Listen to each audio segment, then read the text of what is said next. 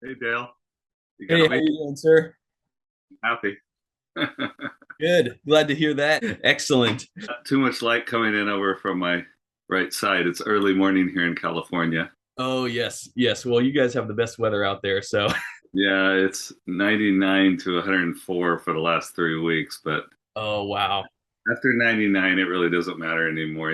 So Yeah, that's true. It's just going to be scorching hot. yeah, in a pool. So the best thing to do is go jump in the pool and just Mhm. come inside wet and just sit there Yeah, under the air conditioning vent. But so on the weekends, I just put on fancy boots and jeans and I just stay inside. definitely.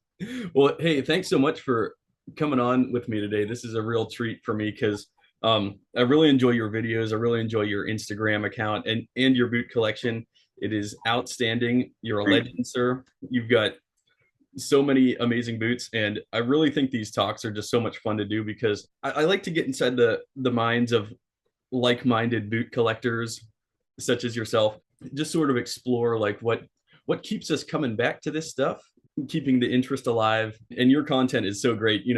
I think your name, the happiness carpenter, is so spot on because you exude happiness, and like I can't help but it's like contagious when I watch your videos. Like I'm just in a good mood whenever I watch your videos because you just really deliver the happiness message. And I like how you start your videos, saying happiness. Like remind people that we have one life to live, so be happy. Yes, yeah, it is a choice. It's a daily choice, and that's my thing is I love boots and I love the hobby and collecting, and especially if you're. I think a lot of us who collect are kind of more excessive or more compulsive or or just get into things and study them so much. Those type of personalities. Yes. And I think it's a healthy thing because I've come from the background of being a spoiled American youth and Mhm. smoking pot and drinking and doing all those things, which kind of distract us from the reality of this life. So I have been through a lot, and I know that, people seem to feel so isolated, especially now with, just our virtual life that we have. And so, Yes. I feel as a person that has known a lot just because of experience that it's my responsibility to just kind of reach out and let people know, hey, Yeah. we're all here together. It's one human family. Let's not put divisions between us. And so I'm trying to blend that. And I don't, Yeah. a lot of guys are just specifically into jeans or watches or boots or, manufacturing process of boots. But I like to kind of spread the love in there a little bit too. And it helps me feel purposeful. Definitely. And in my last video, I spoke a little bit about, handmade items and the stuff that you do and the craft that you do. I don't know about kids nowadays, but when I was a little kid, leather craft was something that we did in school. Really? And yeah, and if you were fortunate enough to take some kind of summer camp or summer school, you could specifically enroll in a leather crafting, and everyone would be sitting there at tables and with little hammers and punches. And I don't know if you remember, we used to do those key lanyards with those little kind of vinyl flat threads, all those kind of things, weaving different shapes and spirals on those little key lanyards they used to teach us. And I think that pretty much is just going away. I like to encourage that. And I like people to know you need to support, you want to buy American, buy American. You want to support America. You want to support the world. You want to support human beings. Support what they're doing with their hands. Yes, that's so beautifully put. And I think that's the missing equation for a lot of us. You know what I mean? Like we go to the stores, we go to Walmart, we go to Target, we see all this stuff. It was obviously all synthetically produced, everything's so industrialized. And then, but when you come across your first handmade boot or your first handmade belt, there's just something vivacious about it. I don't know. There's something that really strikes at the core of our humanity. Like, wow, this was actually made by hands. There wasn't machines and electricity and all this fancy equipment involved. It wasn't made on an assembly line. Like, no, somebody actually had to sit down for hours to make this thing, and you feel it. When you hold it in your hands and you see it, you feel that connection with the maker. And I think we miss that in today's consumer market. We really do. It's the missing piece. We don't have it anymore. We go I to the believe that. Yes, yeah. you're exactly right on. Also, when you know me more, people become friends with me. I always say, "Hey, that's part of the happiness." Mhm. using your brain and letting that energy and that talent and that intellect and that problem solving ability, which helps us to grow all the time, no matter how old we are, and letting that just come through your fingers or through your mouth, through your words, that expressiveness. And, someone who does leathercraft like you, I'm a carpenter, but I'm more of a wordsmith. So just to Interesting. use what you got to make the world a better place. I was just talking about this with my apprentice yesterday, is that, our lives are not our own. We work for clients. We may not be in the Peace Corps. We may not be getting the Nobel Prize, but whatever we're doing, is it improving the life of somebody? Not just ourselves, not just making money and buying more stuff and filling our homes up, and as Americans not realizing that that's not the way of most of the world. That most of the world does struggle. That they do have to choose. That they are wondering if they're going to get food sometimes, a major part of the world. And so to step beyond that and say, what is what I'm doing actually a benefit to anybody but myself? Hmm. And so I don't want to be here if I'm just Yeah. the selfish carpenter, and there's Yeah. so many of us live that way. So I don't know when people started calling me the happiness carpenter. I was saying peace. I'd walk into the hardware store, or the lumber yard or wherever I was, hey, peace, and people look at me, hey man, what's up? you know and it was kind of a response. I've been to Catholic churches, and they turn around at one point and they say, peace be with you. And I always dug that. I thought Yeah. that was cool, to just giving to be giving a piece, or to be offering that to somebody. So I was doing that, but Hmm. after a while, I just said, I walked in one day to the hardware store and I said, happiness. And everyone kind of turned around and looked at me. And I said, really? I said, well, yeah. Don't you want to be happy? And so it just went from there. And so I Wow. go to places. I don't know if I had met this gentleman before. I was in Hawaii on vacation, and I got on a bus. And this guy turned around and said, hey, you're that happiness guy. And I said, yeah, God bless you, happiness. I love you. Really? I don't know if I had seen that gentleman before. It had to have been on that trip. But I Wow. think that when we exude, like you say, this Mhm. this energy, this feeling, this positive vibe, I think does become contagious. And I want to be around happy, positive people. But if I'm always looking at the glass half empty, that's not going to happen for me. I That's got so to true. let it, let it begin with me. Definitely. You have to live that example, and then the rest comes. You Mhm. do. That's what I've found. It's true. Like, you have to just be yourself and be your best self, and then Yeah. the rest fills in. The positive energy, people will come seeking that positive energy, and it's contagious, and they want to be around you, and then they learn how to exude positivity as well. So it brings everybody up. I like to think of it, it's not about me, it's about others, and lifting them up so that they can lift themselves up, so they can lift other people up. you know and And it, it is a selfish thing. I mean, if everyone around me is happy, isn't that good for me? yeah, that is true. That is a great point. Yeah. So why not try and I try and when I motivate people, I say, you know what? I'm doing this for you. I'm helping you, whatever. But this is for me. This is a selfish act. I want my desires are that Mhm. people around me and people in the world are trouble free and happy and have full lives. And so Yeah. this is if wanting love and peace for everybody is my desire, it's a selfish thing. That's what I want.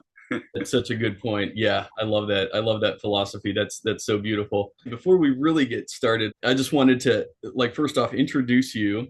Okay. So, ladies and gentlemen, I have the profound honor today of talking with John, otherwise known as the Happiness Carpenter, on both YouTube and Instagram. So, welcome, my friend. I'm very excited to get to talk boots with you today. Why don't you share just a little bit about yourself, like your bio, like a synopsis, like your life story? I live here on the west coast of the United States in California. Was born and raised here. Been working as a carpenter since I was 19 years old. I actually started delivering newspapers at 8 years old when little kids used to be out on the street in the darkness of the morning, exercising my body and my brain, and working and being tired every day is something that makes me feel fulfilled. Now I am part of a Mexican family. I have a beautiful Mexican wife, and so we also live in Guadalajara. We Oh, pronounce it Guadalajara in Spanish. and that's in Jalisco, which is one of the main agricultural and centers of commerce in Mexico, like California in the United States. And we live in a city of 6 million people there. So here in California, I live out in the country, in the apricot groves. It's a little town, but there's, we live in a tract home. I'm not a wealthy person. I'm just a carpenter, but I live in a neighborhood with a lot of fine people and farm workers and artisans. There's a cabinet maker on one side of me. The next guy's a carpenter. The guy across the street does air conditioning. The other guy's a mechanic. So I live among middle class or lower middle class people, people that work with our hands.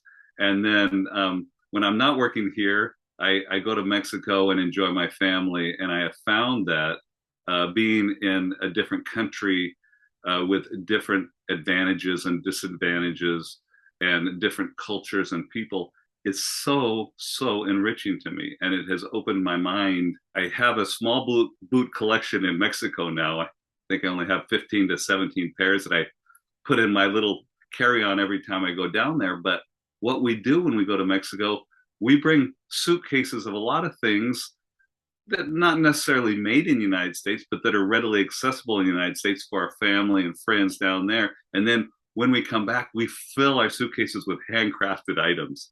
And there's different colonial or artisan old locations within the city of Guadalajara that we shop and hang out, and a lot of leather goods, ceramic goods, silver jewelry, and different things like that. Most of the boots down there are fancy cowboy boots. Living in California, I don't know if this is the same in the rest of the United States, but when I was young, growing up or little, when you put on your best outfit, that included a pair of boots, and they were cowboy boots. Our regular shoes were like little lace-up, light-colored mock toes that our parents would buy us from Monkey Ward's or someplace like that. But when we got dressed up, we wore cowboy boots. 38 years ago, I began to become a carpenter and worked as an apprentice, and I went and bought Red Wing steel toe, 8-inch lace-ups, the 2233s, the ones still made here in the United States. And I always wore those, and we had them resold a number of times with a local cobbler. They were friends of mine, people I had known my entire life. It was kind of a natural progression for me when I was not looking for a hobby, but I'm always interested in finding out and learning, and everything that I do, I study and I get very in depth. And so I bought my first pair of Red Wing Heritage boots. I think it's the 8138. It's a collab with J. Crew, some work up in Seattle. And I walked around Seattle. It's got a Vibram 100 lug sole. I just really dug it. I thought, wow, and I kept looking online. I think this was in 2017. And I kept looking online, and then I kept getting more and more. And as you know, Dale, we just keep going to the next level of what's the next boot? Oh, this is how it's made. Learn, watching fellas like you, how the leather is chosen and stitched together and everything. And then you want to move the next level up. But I was collecting watches a little bit. That's why I kind of stopped, because I think watches, they're more expensive than my house, some of them. That's the truth. Oh, man. I began to be a boot collector, and I'm an older person. I'm kind of technology challenged, but finally someone got me on Instagram. I have a couple Facebook groups, the California Boot Collectors Association on Facebook, a very small group. I'm trying to encourage meetups and coffee clatches where guys can talk about boots and get connected like this, because I love making new friends. Yes. And I love knowing people and becoming part of their life. I know a lot of people don't, but I'm really into that. And so I started another Facebook group called Red Wing and Other Boots for Work and Fashion. And it's got that long name because I was in these groups and guys were exclusionary. They were tough, older work guys like me saying, "Oh, get your boots dirty." They were clowning guys that were buying dress boots. And I thought, well, that's not very nice. What they like is what they like. Or we were getting the guys that they're purists of Red Wing or Nicks, and they don't want to talk about anything else. And or they don't want to, some of the guys don't want to include the guys that they got their one pair of dirty work boots, and that's what they do, and that's what they can afford, and they need to be included as well. And so that's why I started that group. And it's very small.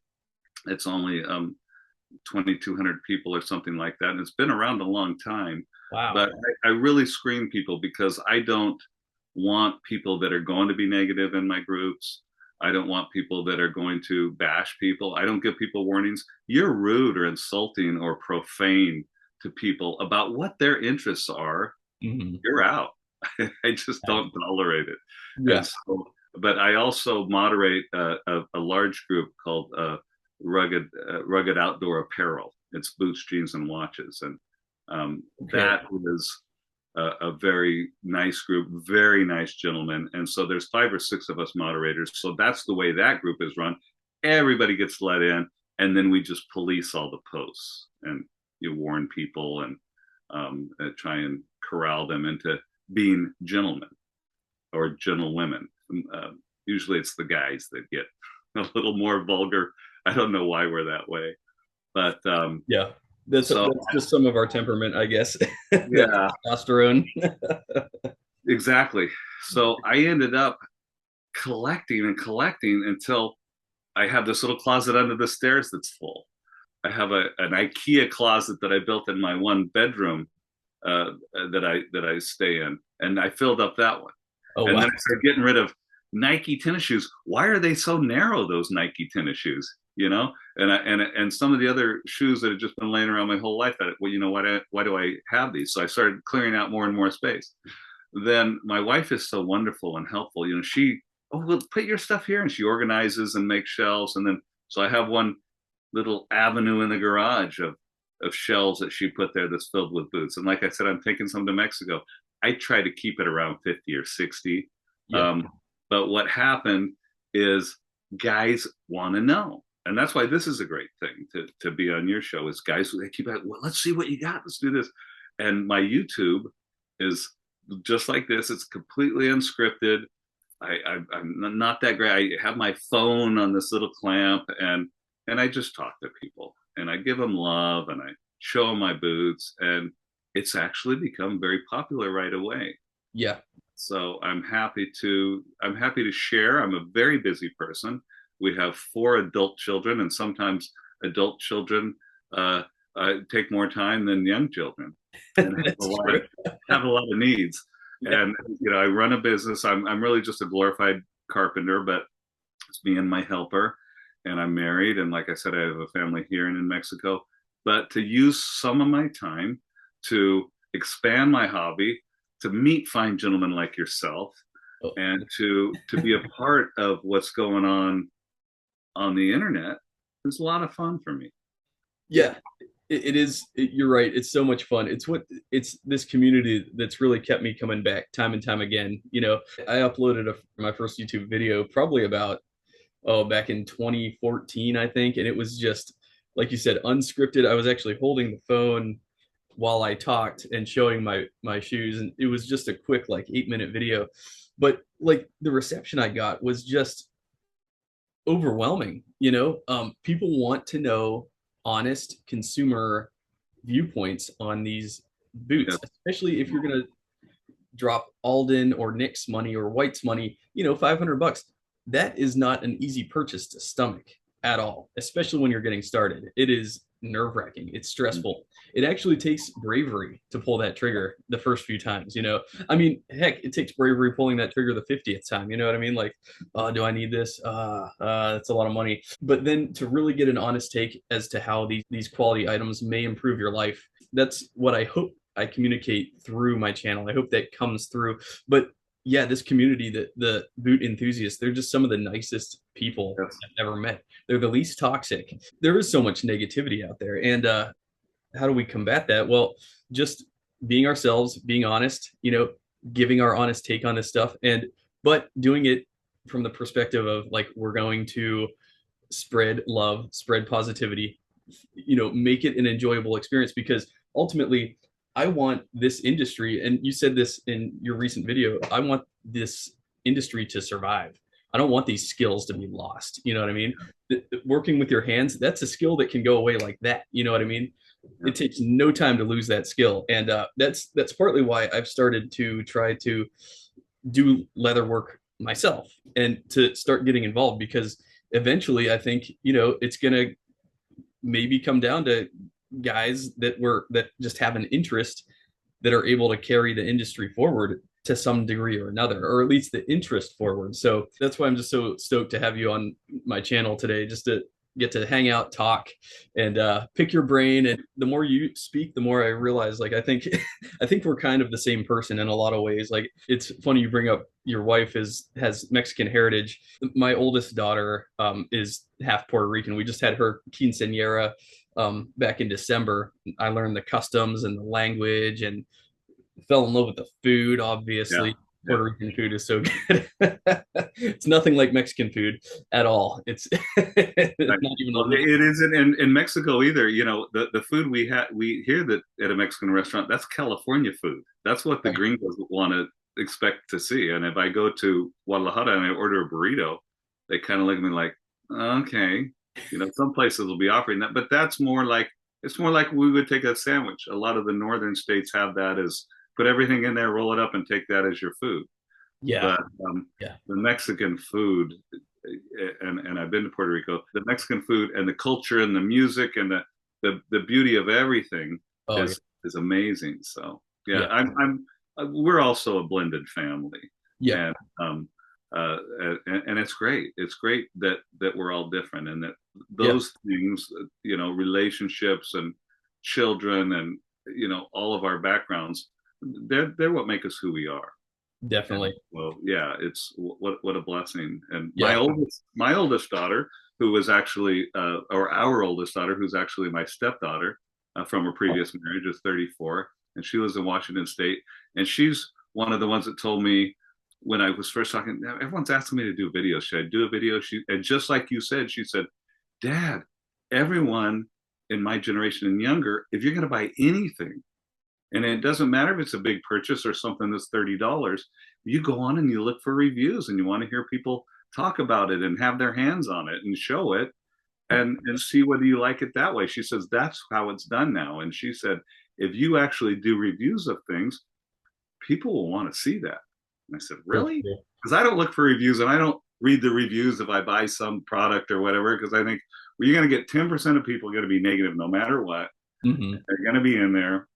They're Yeah, going to be discouraging people. If I want something, I get it. yep. But so good. I'm a good guinea pig for people then. Yes. Yeah, and that's the way I kind of have seen myself as well. Especially with some of these new brands, these newer boot brands, it's like people don't trust it off the Yeah. bat. And especially you're talking about like Red Wing, Knicks, Whites, Wolverine. There are like entire communities, fan-based communities around these boots that, a newcomer, they don't stand a chance against some of these legends. You know what I mean? So it's like, and some of these guys that I talk to, especially that are into Red Wing, their love of Red Wing is a heritage thing. Like their family Yes. grew up teaching them that Red Wings are the best boots to wear for if you're a carpenter or if you're a roofer or whatever you're doing. Like, you got to have Red Wings, and it's generational. It's like they pass this information down generationally. They blindly trust the tradition over a newcomer. They won't, like Grant Stone. Like, as soon as I got some Grant Stones in my hand, I was in love with the brand, everything about it. People still, they have hesitation jumping into it. That's why I've tried to sort of bridge the gap between, like, hey, yes, these old heritage brands, Alden, they're great, but give Grantstone a try. You will not be disappointed. They are basically equivalent to an Alden. In fact, in many ways, it's an upgrade from an Alden, and they're cheaper. So Yeah. Well, these people are purists, and there's so many people, and this is kind of what I struggle against in this world is people just close their mind. They know what they know, and they don't want to know anymore. Come yes, on, man. yes, People tell me I'm 57 years old. People tell me I'm youthful. It's because I keep learning. I'm going to learn so many things from you here today and apply them to my life, to my collection, to my hobby. That's what we're supposed to be. If you're not growing, I think you're doing the reverse.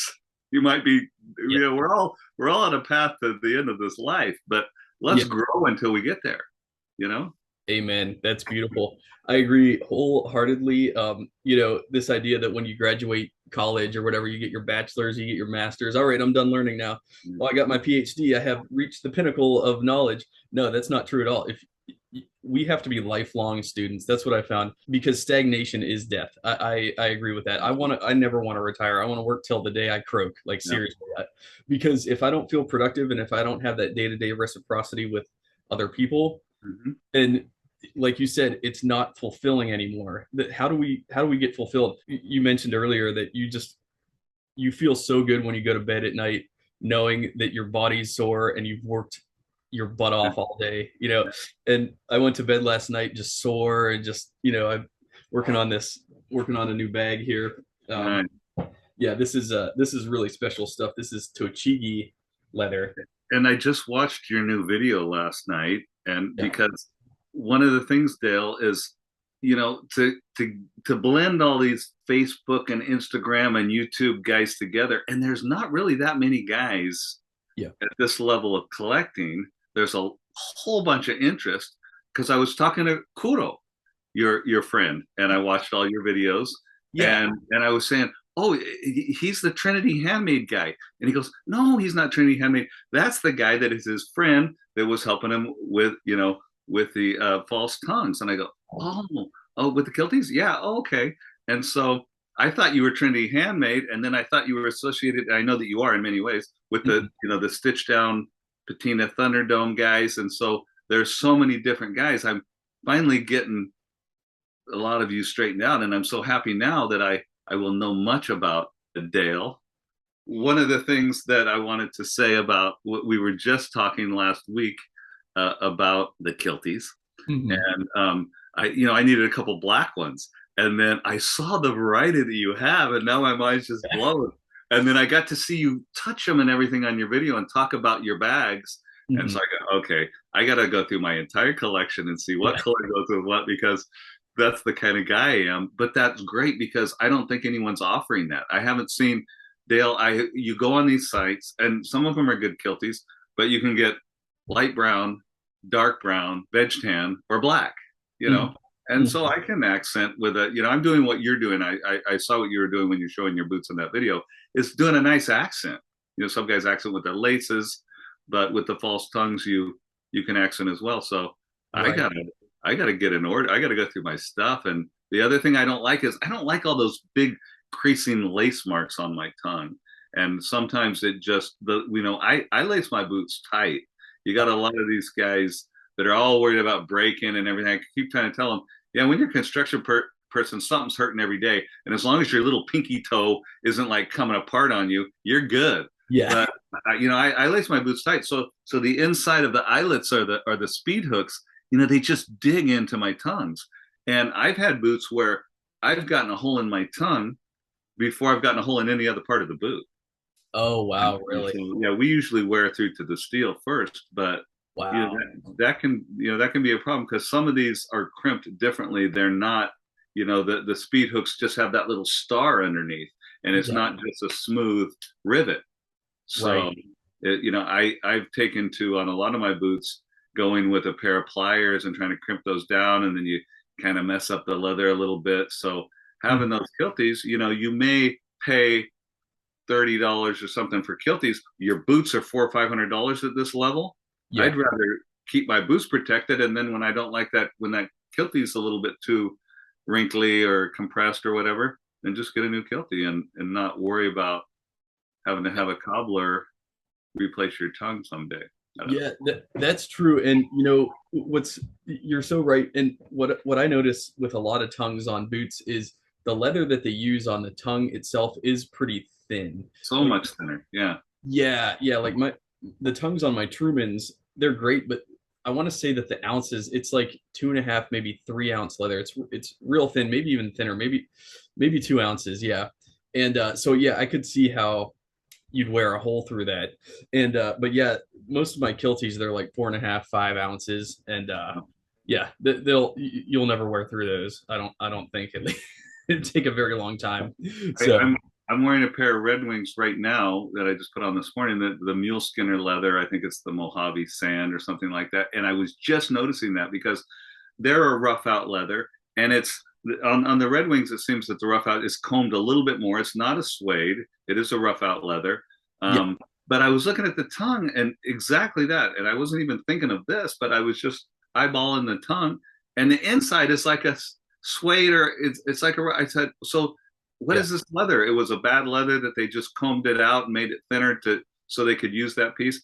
That's okay, but yeah, Yeah. it is. Yeah. They might be doing that for comfort, because I know that there's a break in on all leather, but still, I want every part of my boot to be there till I'm done with that boot. Which, and with a lot of these boots, is might be never. That's why we're calling it heritage. I Yeah. said one of my videos, I got 3 of my nephews and 1 of my sons all wear the same size as me. So I said, yeah, if I go to be with the Lord, man, you're styling, brother.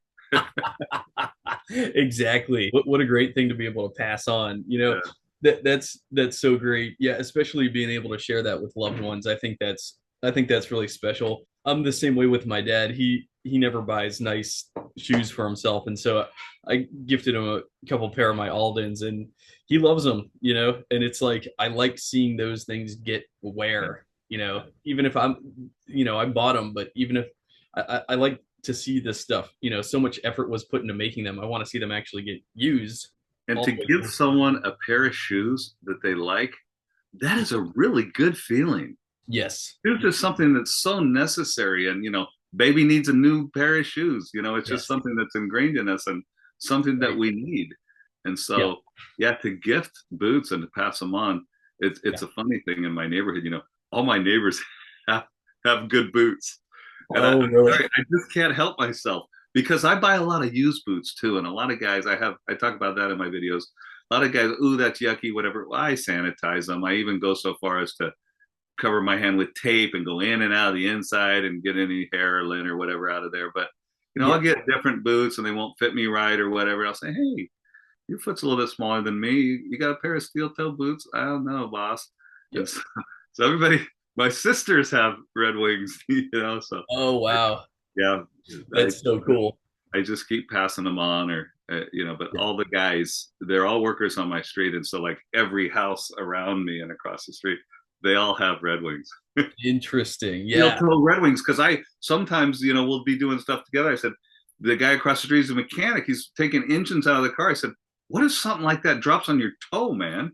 Right. So I give this guy a nice vintage pair of steel toe Red Wing. He won't wear them. He says, they're too nice. No, please put those on when you're changing motors, Yeah.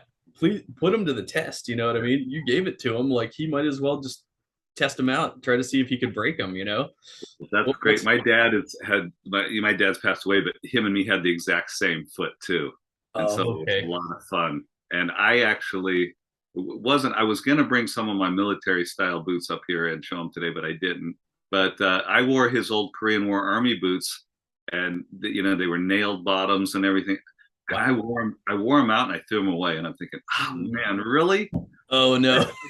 I probably wore the soles out. I don't know what it was, but I should have just kept those. So I actually found it online, a pair of those Korean War, those brown Army boots from a gentleman south of here that had passed away, and he was just in the ROTC and he became a school teacher and never went into the service.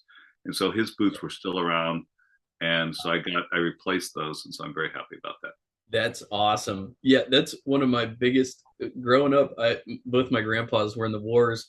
One was in the Korean War, one was in World War II. And one of the biggest things I wish they had was their uniforms or their boots or something like that so I could see like what they wore over there.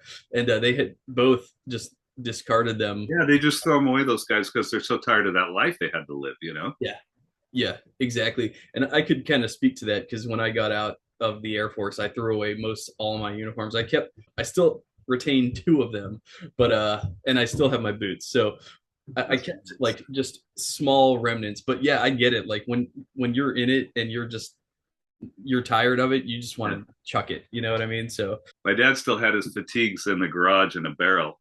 And so the olive green, and the pants on the fatigues, they had buttons on both sides. So almost like those cowboy shirts with a flap, like the John Wayne shirt where it buttons right here. That's how those Korean War fatigues were. And so Oh, cool. I wore all those till I wore them out and threw them away. And I'm like thinking, oh, and I Oh, have his man. little dress uniform in the closet, but my dad was a small, same size feet, but a smaller man.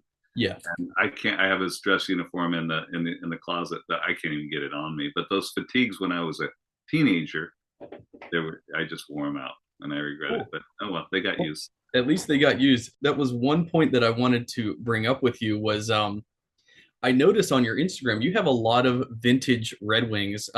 Like a lot of them, I don't know, they look like they're decades old and they look heavily, heavily patinated. So are some of those yours, or do you buy them like super used like that, or what's the story there? Well, that's. I was thinking about this topic, and we have the patina Thunderdome and a lot of the jeans, denim patina contests and everything like that. And yeah, this is a funny thing, and this is where I separate a little bit. It's funny to me because see, I can patina a pair of boots in one day. We do heavy construction a lot, so sometimes I'll just put up like, "How do you like this patina?" I'll put up my old pair of Red Wings, but so this is another point of contention with a guy. A lot of these purists in these groups is they tell me, "Just wear them out. What's wrong with you?" And you know what? I can go through a $300 pair of work boots in 6 months, and I mean once you we're on our knees a lot, and so we wear like those volleyball, little girl volleyball knee pads, and just let them down our ankles and pull them up and down. But Yeah. when you're on concrete on your knees, the toes wear through really quick, and after the toe, you have an inch and a half of steel showing through, in a circle on your toe. There's not, they dip them in the shoe goo, and, then you go back again. But the Red Wings that I wear, the 2233s, the 8-inch Army boot style that I've always worn for the last 38 years, are Mhm. about 239, 229 something from Red Wing. And now I can go on eBay or whatever and get a similar pair, lightly used. Lots of times guys will get jobs, in a factory or something where they have to have steel toe. They'll work it for a while and go on to a different job. And most people don't like steel toe boots. So I can get the boots that I wear for work that I would, with tax and shipping, I'd be paying $250, $260 for less than $100 most of the time now. And they're gently used. If you see me kind of on IG or Facebook in a pair of, if I'm in overalls or shorts with knee pads or some really scuffed up looking boots, that's just my work stuff. So what I do and what I have done, and at the beginning of my interest in this hobby, and I think when I started doing this, it might have been back in 2000, late 2018 or 2019. I started seeing a lot of these styles of these guys that had taken like these 877s and put a little like a logger heel on it or something. And I really dug that. So I actually started trying to get boots that were completely whipped, and Yeah. then just sending them into cobblers and getting them all completely pimped out. And so I started doing that. And I have several pairs like that. And I'm going to show you one pair like that today when we go a little bit further. Cool. But what I'm really into and what I want a little facet of my collection is the predecessor of the Iron Ranger. And so Red Wing was making a boot. I think in the 70s they were calling it the 915, and it is a steel toe 8-inch Iron Ranger. And so I started buying these. I thought they were all 915s. There's a different version I think coming out in the 80s that had, I think the 915s had like a corded sole or something, and then these other ones had it's kind of like a crepe sole, but it's black.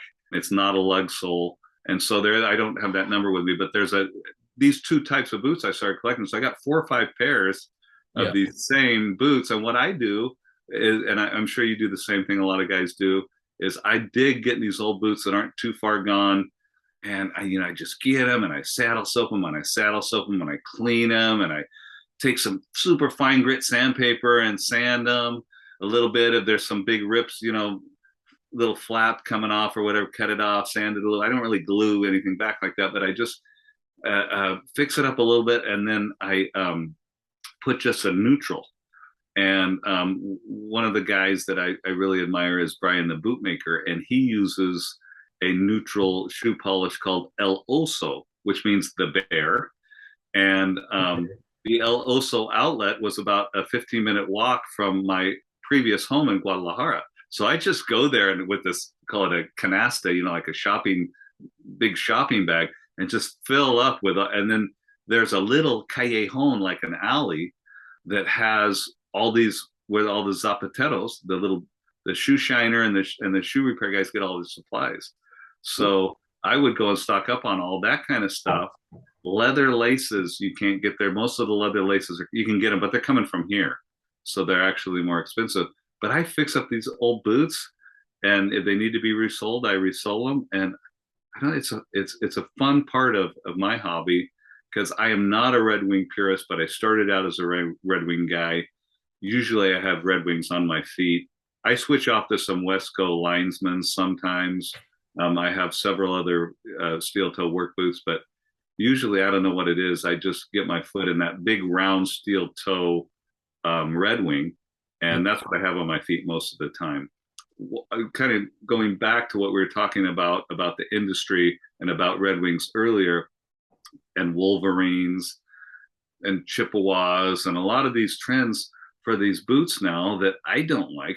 It's just, Gore-Tex is good for some things, and rubberized, but now I pick up these, and Red Wing's doing it too. It doesn't really matter where they're made to me. I'm not struggling with different places in Asia that people think it's not good. It's not good if the practices of the factory aren't good, but it doesn't matter where it's made. But when the whole back and the whole toe and the sides are just slapped with these rubber pieces, I'm not into that, and I've never been into that.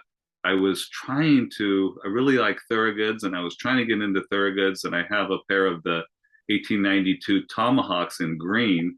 I think Rugged Workwear sports a pair of those. Me and him got the same boots. They're unlined, but most of the Thorogoods, they're lined.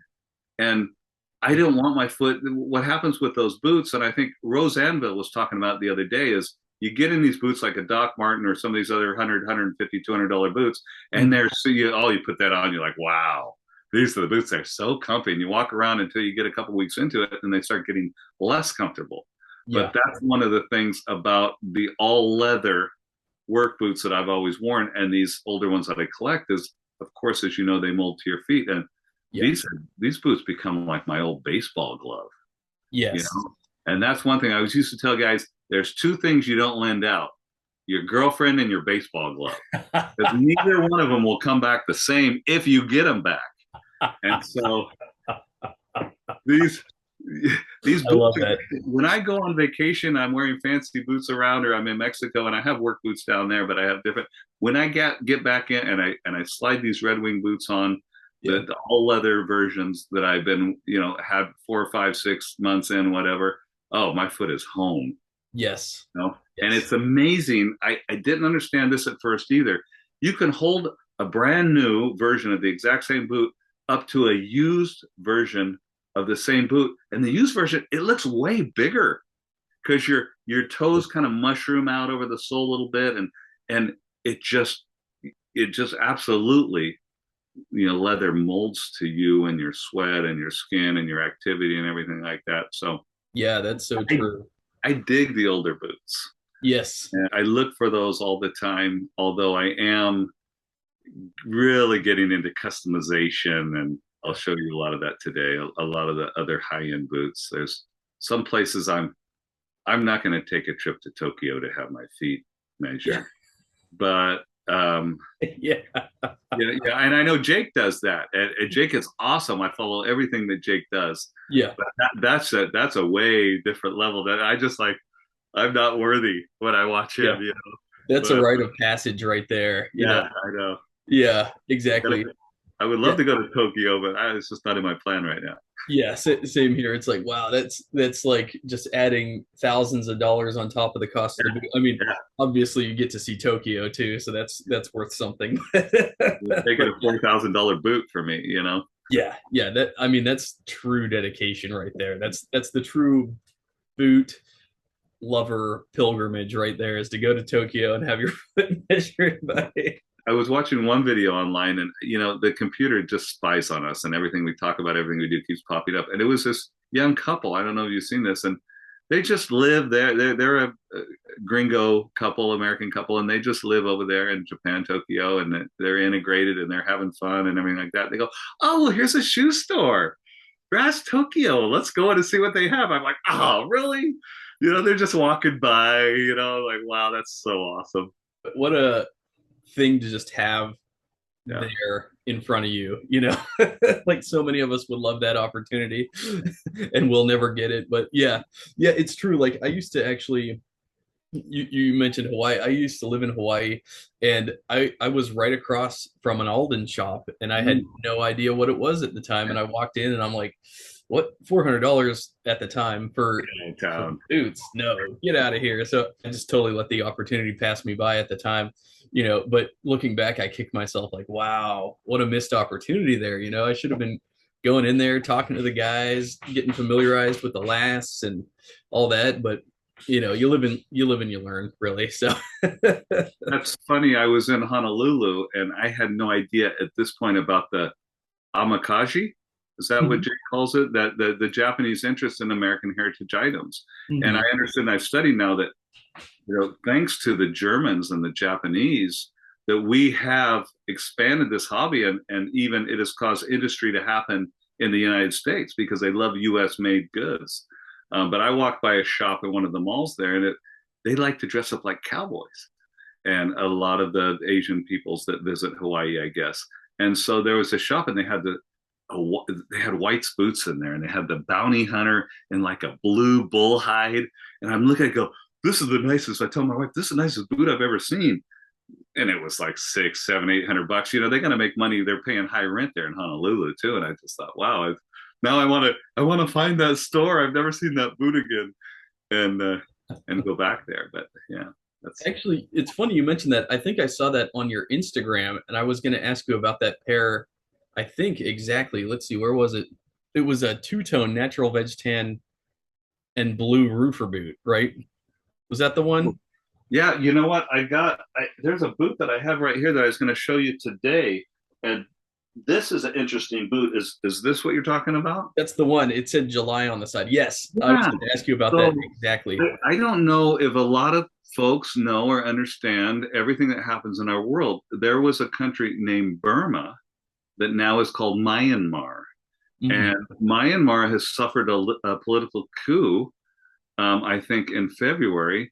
And their democratically elected officials were taken to prison. And they're militarily occupied right now. But I have several Burmese gentlemen in my Facebook groups and that follow me. And one of them is my good friend, and he owns July Raw Denim, and it's a shop there. And he made me these shoes, and he was offering these shoes. And what he was trying to do, and they're made in Myanmar. I don't know who makes that sole, but it's kind of cool. It's got all his logo and everything on it. There's his logo, and he wanted to make a selvage boot. And so my wife and I, we got matching ones. It's so cool. I love it when she wants to do that. But all this blue area was selvage denim. And I just thought, you know what? I keep the boots for life. I keep them nice and everything. I said, can you do it different? He goes, yeah, I can do a blue leather. And it's not a super thick leather. It's locally sourced. It has the veg tan. But then the back strap, I had him keep the selvage on the back strap right there. So it's the cool selvage boot. I really dig it. And I was going to talk about monkey boots too. You know, monkey boots are lace to toes like this style of lace to toe. It's an acquired taste. Hmm. And in Hmm. the beginning, you don't like it. Yeah. And I never said anything because some of these groups I'm in, and these guys are, oh, what are those effing bowling shoes or whatever? And you know, I just get out of it. The administrator's not going to do anything when guys talk to me like that. I just leave the group. And I've Right. tried every boot group, Yeah. but oh yeah, those are Thurgood's. Yeah. These are thorough good roofers. Yeah. I I love those. just I love that love. style, man. Those are super durable. See, those Yeah. are basically the same design like these, but Yes. those are way heavier duty than these. But these are super cool because I know over there it's really hot over there too. But these are light. They're very well stitched. They Wow. they're lined, and I totally dig them. But yeah, now I'm totally into monkey boots. Yes. It's my thing right now, and I don't care what anyone thinks. I like them. Yeah, I just told them, yeah, I'm going bowling, man. Yep. Yeah, you know, My bowling shoes. yeah. Man, So yeah. Scrolling through your Instagram, that pair caught my eye. I was like, those are gorgeous. yeah, The Nobody contrast. nobody has those, and I've gotten a few pairs of jeans, and he brokers, so he sells all different brands. He gets a lot of stuff from Japan, and Mhm. so I let him use all my pictures too for his advertising of me and the stuff that I get from him. And I just got a bunch of, this is a funny thing. I don't have them up here. I just got like 3 or 4 pairs of selvage flip flops, and Really? they custom made them to me. The sole is really heavy and a nice sole, and like a black rubber sole. But the entire footbed and everything is leather, a very nice leather, and very thick. And then the straps, the thong part. I can't say thong anymore because my daughters freak out. Dad, those aren't thongs. Don't say. Well, let me go put on my thongs. Dad, you call them flip flops now. Sorry, but the thong part of the flip flops is selvage on both sides. And so I got 3 or 4 different colors of leather with the selvage, and he custom made them for me because my feet are a little bit larger than a lot of the sizes that they stock. So, Right. yeah, July Wow. Denim from Mandalay.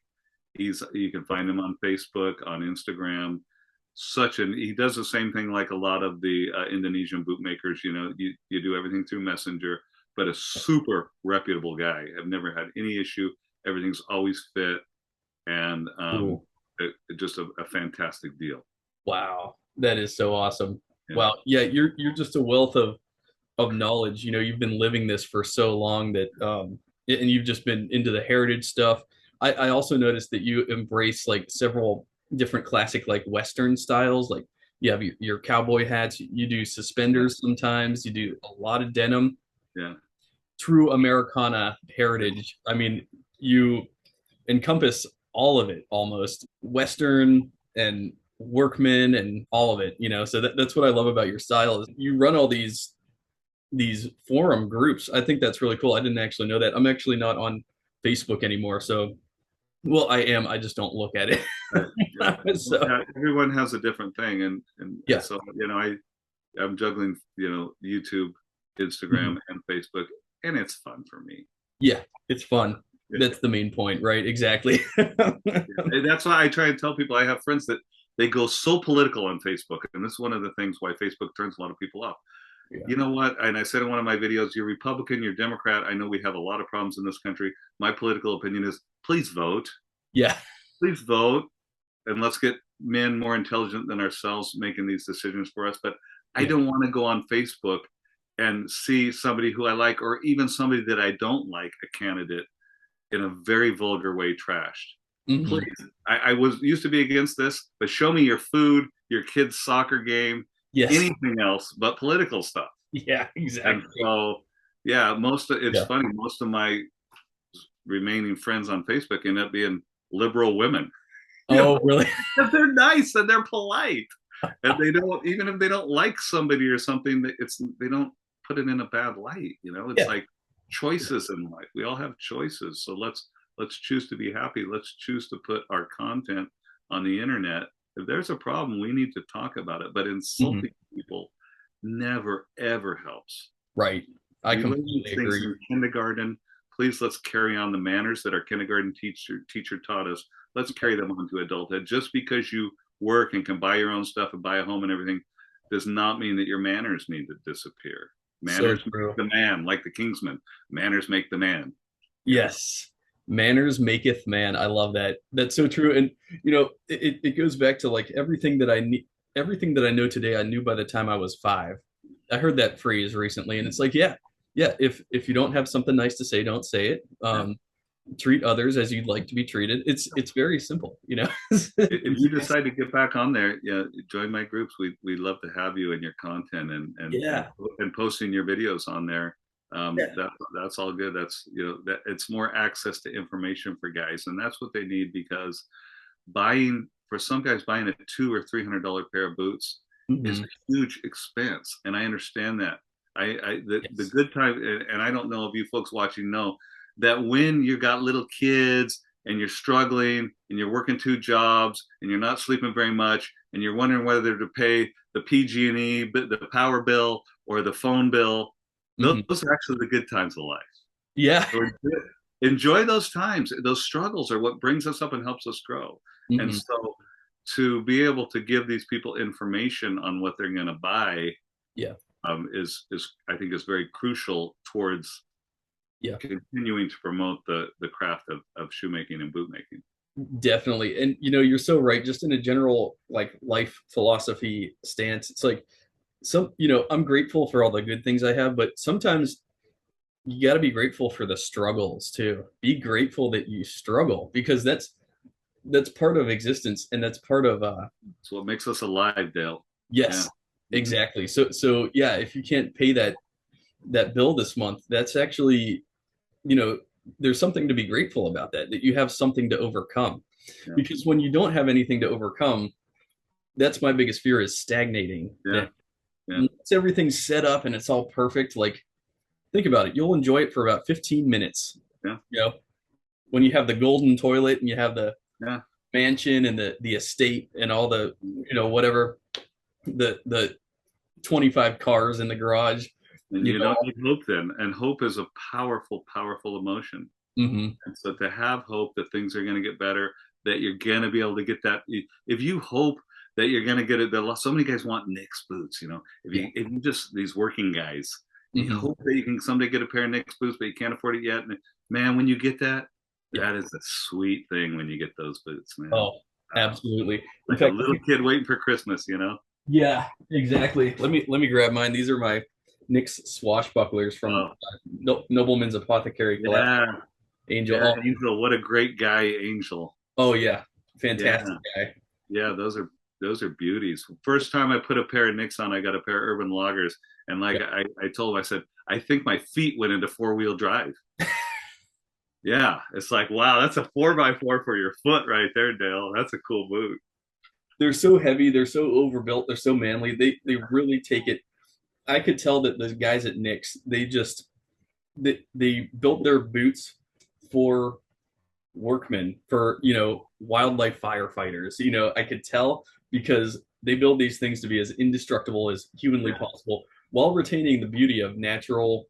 Oh, yeah, the cut and the lines on those boots is just beautiful. They're so curvaceous. They're so totally. Yeah, natural chrome excel rough out, and that's it. The reverse side there too. Oh, it's pretty.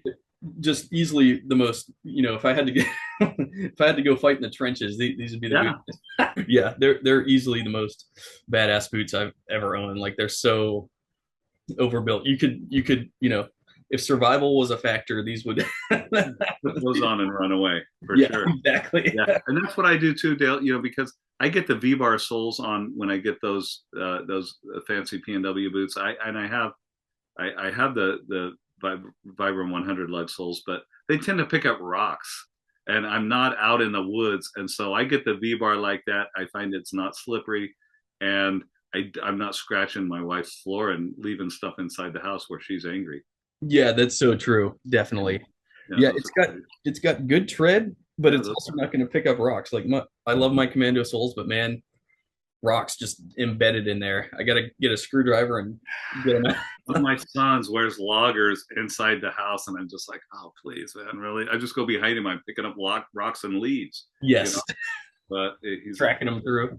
He's a fine young man, so I don't sweat him. I bought him the boots. And I can't get him off his feet to get him resold or anything, but that's good.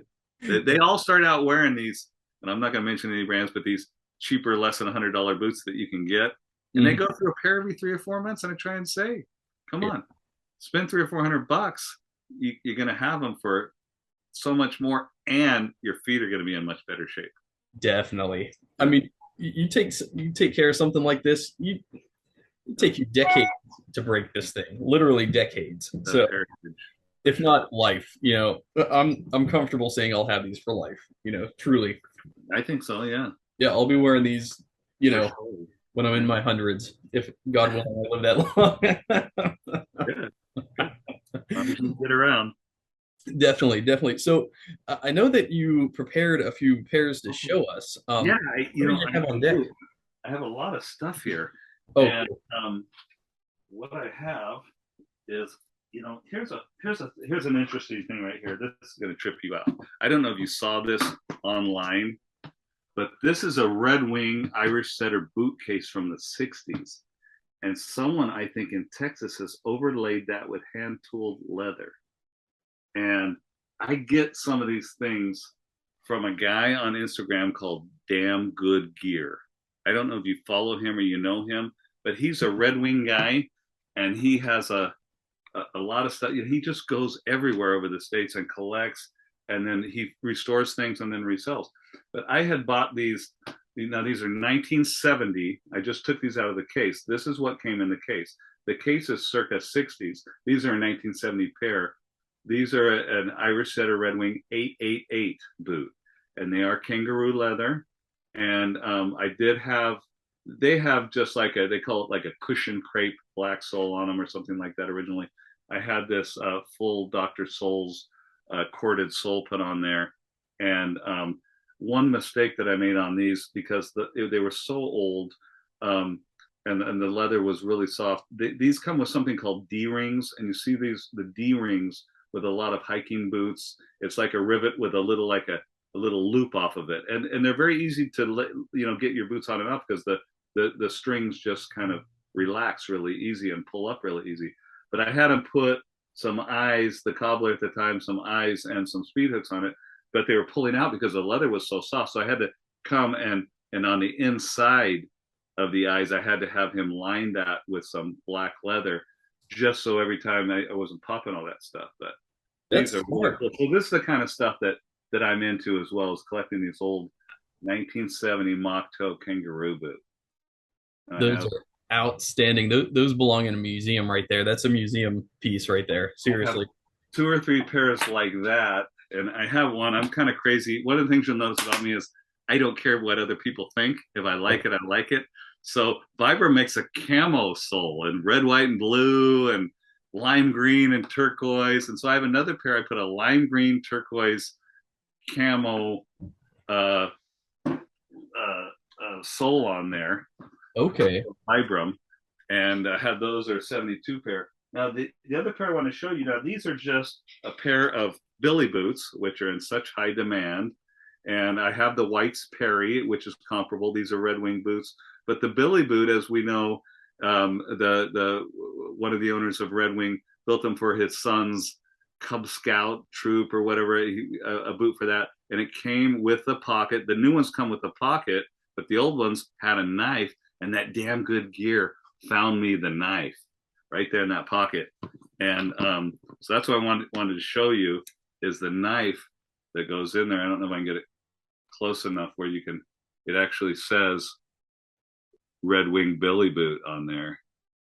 And this is the original knife. I don't know if it's from the 20s or 30s or 40s, but I was super excited because I haven't seen many of these right here. So that completes the Red Wing Billy boot. That is insane.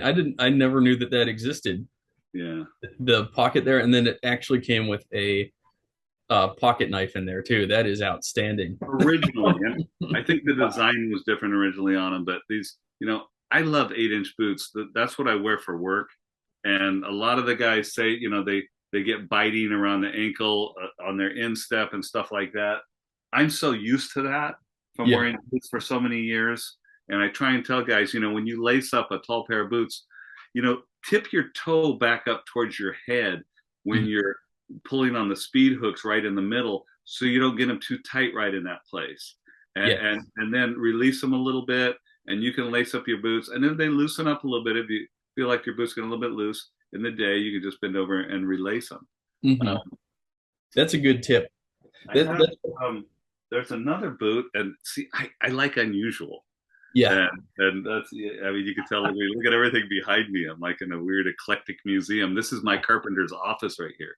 The Happiness Carpenter's oddities, we might call that. Yeah, totally. So there's this boot here, and you might have seen these online. This is called Nanusella. And this is made in Georgia, the country.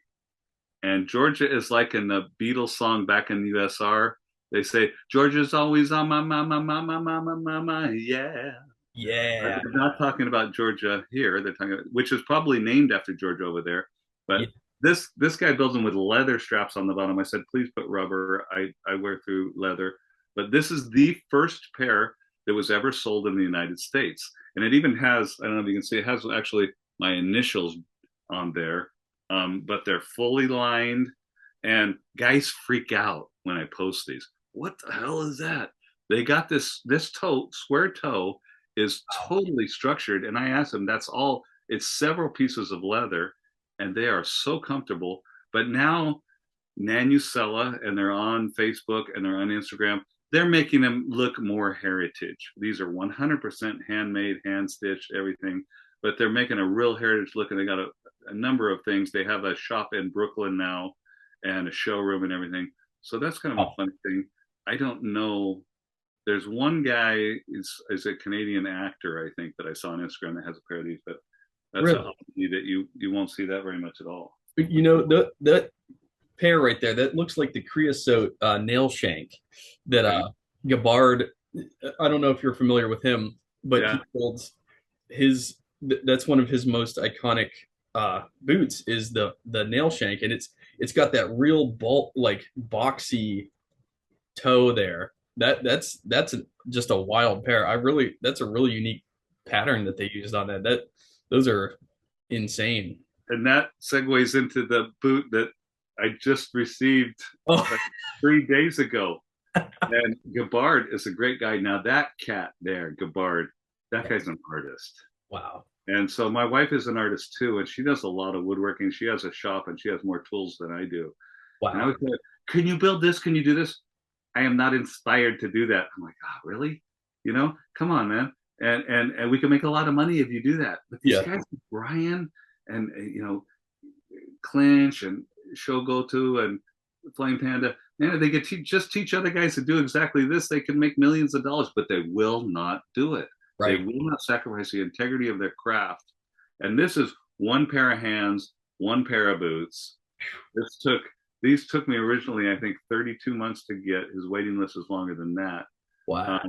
But when I got them, and you'll see them I think the unboxing video of these originals was the first video that I did. My neighbor did it. And what happened was, when I really started getting into the high-end handmade one pair of hands type of boots, my neighbor in his garage, he's a cabinet maker, and he's got a lathe, and he makes bowls and all kinds of different stuff. And he's got a TV, and he watches woodworking videos and boot videos the whole time. Wow. And he's like my best friend. His name is AVFJ40 on Instagram, and Okay. he's got a lot of woodworking videos. But in particular, I watched Brian, and I made an appointment with Brian, and I'll show you some roll clubs in a minute. But I watched Carl Morosky of Should You Buy $1,000 Pair of Boots? Yeah. And he showcased these nail shanks that he had gotten, and this was years ago, 3 years ago, 4 years ago. And I just always wanted, because like you say, exactly, Dale, that toe shape, just like those Nanucellas, you don't get this. It's round, but it's squared off on the top. Yes. Yes. It's so cool. And Outstanding. what happened was with me, and this is something that I've talked about extensively with Gabbard, and by the time I got my boots 32 months later, they were a little big and a little roomy in the top part of the foot. And when I ordered those boots, I was 54 years old. And when I received them, I was 57 years old. Wow. And COVID happened, and some people eat more during stress. I eat less during stress. And I lost about 16 pounds, and I aged 3 years. And so I think it was aging more than anything kind of changed the shape of my foot, because he checked the measurements that he did, and they were the measurements that I took, and I'm pretty good at it. I've never had a problem before. So he had me remeasure, and my foot had shrunken here. And this guy, Gabbard, you know what this guy did? He made me another pair of boots. Oh my God. I thought he was going to take them apart. He Yep. made them, and I didn't wait another 3 years. I waited, I don't know, another 6 weeks or something. And Wow. he made me a brand new pair of boots. One of the things that the nail shank has is the whole nail shank is, it's hand tooled right there in the middle. Yeah. It's got some little cross hashes on it. The whole sole, it's got a black rubber heel cap, but the whole sole is that hand tooled leather. It's just not a smooth leather. He finishes it somehow with these little cross-hatched marks. Wow. And I have a couple leather pair of shoes, and I'm not a dancer. I'm not an office guy. And so I had him put the Dr. Soul's half soles, and he really likes the build. And I just received them. And when I put this second pair on that he helped me with, it was just like Carl Muskie said, my foot just, my heel just seated down in there. And I was wearing these the other night. I was walking all around the neighborhood, like knocking on doors saying, "Hey man, look at these." Because my neighbors, they all know me. I'm the alcalde. I'm like the mayor of this block, you know. So Oh wow. I was walking around showing everything. I'm sitting in the house, and my wife's like, "Mijo, are you gonna put on your pajamas?" I'm like, "Can I wear them with these boots?" You know. But they are the most amazing boots. Wow. You know, So and, elegant. yeah, and he even cuts. I was going to ask him about this if you're ever going to start doing leather laces. He hand cuts his own laces. Wow. Good leather laces, Dale, are hard to get, Yes. and I know they're difficult to make. Yeah. But look at the number of eyes. This is one thing most people don't know about the male shakes. See the number of eyes? They're so close together, going all the way up there. Yeah. And then when he delivers them to you, it was in a canvas bag with a leather patch on it that said creosote. But he's got them twisted just like I try and do, you know, the back and the front of the leather. And he had them laced. I was wearing them, but he had them laced all the way up like that with these hand cut. They're dyed. These are dyed. He finishes this leather with what? Olive oil and black walnut oil. And then he sets it outside with beeswax on it for 15 minutes in the sun. And all these, I think he uses gunpowder or something. I don't know. He's got like it's like the 11 herbs and spices, you know, the secret recipe, but it's a wax flesh, and it's a little bit uneven, but that's it. He modeled these, I think, off of his grandfather, his great uncle, or somebody's work boots from some pictures that he had. The boots that he makes are really work type, I think, turn of the last century or 1920s, 1930s work type boots. And look at that curve on the backstay. And I just can't say enough about these and about the artist. And personally, the guy's a beautiful guy. Yeah. And it's just, yeah, it's marvelous. That's what I keep hearing from people. Even my buddy Dave, Boots of Manish Leather on Instagram, the Vintage Future on YouTube. He's putting in an order, and I think Jimmy at Trinity Handmade, I think they both have in orders with Gabbard right now, and this might be the straw that breaks my back with putting in an order with him, because I just want to get to know him actually. So this might be the turning point for me. Did you see that video where Carl Morosky sat down with him? Yes. Yeah, that helped me get a lot of insight into him. Yeah. And after that, I ordered those. They're called the Creosote 7s. There's only 7 pairs being made. The Morosky, those green leather ones. Yeah. And I'm in on that one. And I don't know if I'll still be alive when they come, but, you know, because, I mean, if it's a 3-year wait, then, you know, I got another 2.5 years. I think it was in November or something, but I have those coming as well. Oh, you got time. You're a young man. Oh, absolutely. I really enjoy spending time with you, Dale. Likewise. What a nice young man. What a fine gentleman, and what a wealth of knowledge. Oh, thank you. Well, likewise. I mean, you've really wowed me with so much already, you know, and we haven't even got through the whole lineup already. But wow, like some of those boots. What were those Georgian boots called again? They were called Nanucella. Nanucella. Nucella. And he has so many styles, and he's willing to make custom, and they come back really quick too. And they're handmade in Georgia. The business is in the United States, so you're supporting a business in Brooklyn, New York, and you're also supporting handcraft of other parts of the world. And so he's a very easy guy to deal with too. His name's Gagi Dunda, and very nice man, Gagi. And awesome. If people are interested in those, it's kind of an acquired taste, but it is really a fashion boot. But it's all handmade, all leather. I mean, he'll do leather stacked through that sole, that heel, all the way to those ribs on the sole out of leather. If that's what, you know, that's his original design. I've never seen a sole like that before, but it's brilliant. I mean, the way that it's got like those lines, those treads almost. I mean, those will act like a commando sole. you know, Yeah. wow, they're nailed in. Oh, Yeah, completely nailed. Yeah. and the toe too. It's like got like a bunch of nails, like 7, 8 nails in the toe. Yeah. That's awesome. Yeah. Wow.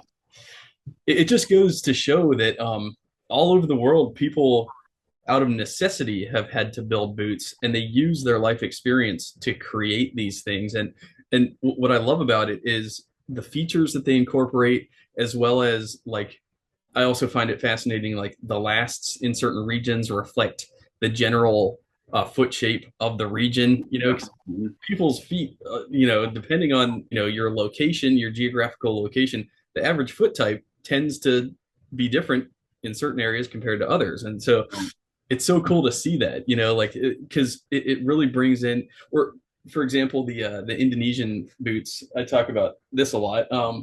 Like so, these are made in Indonesia, but uh, Right.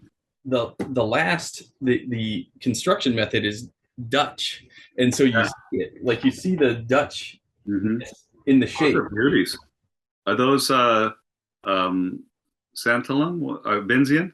These are Tahura. Tahura. Nice. Oh yeah, I really like their stuff. Yeah. Yeah, they do gorgeous stuff. Those are so nice, Dale. Yeah, thank you. That's And natural double your horse. false tongue and the darker brown goes perfect. That's a perfect combo right there now. Yes. Oh, thank you. Yeah, Yeah. that's one of my brown chrome excel kill tees, and Yeah. yeah, the natural double horse front from it's all Horween, and I Yeah. always like the look of natural Horween leather against brown Horween leather. I think they marry up nicely. Yeah, that is the right two tone right there. Yes, yes, For thank you. me. For me. Yeah, definitely. Me too. Me too. I love it.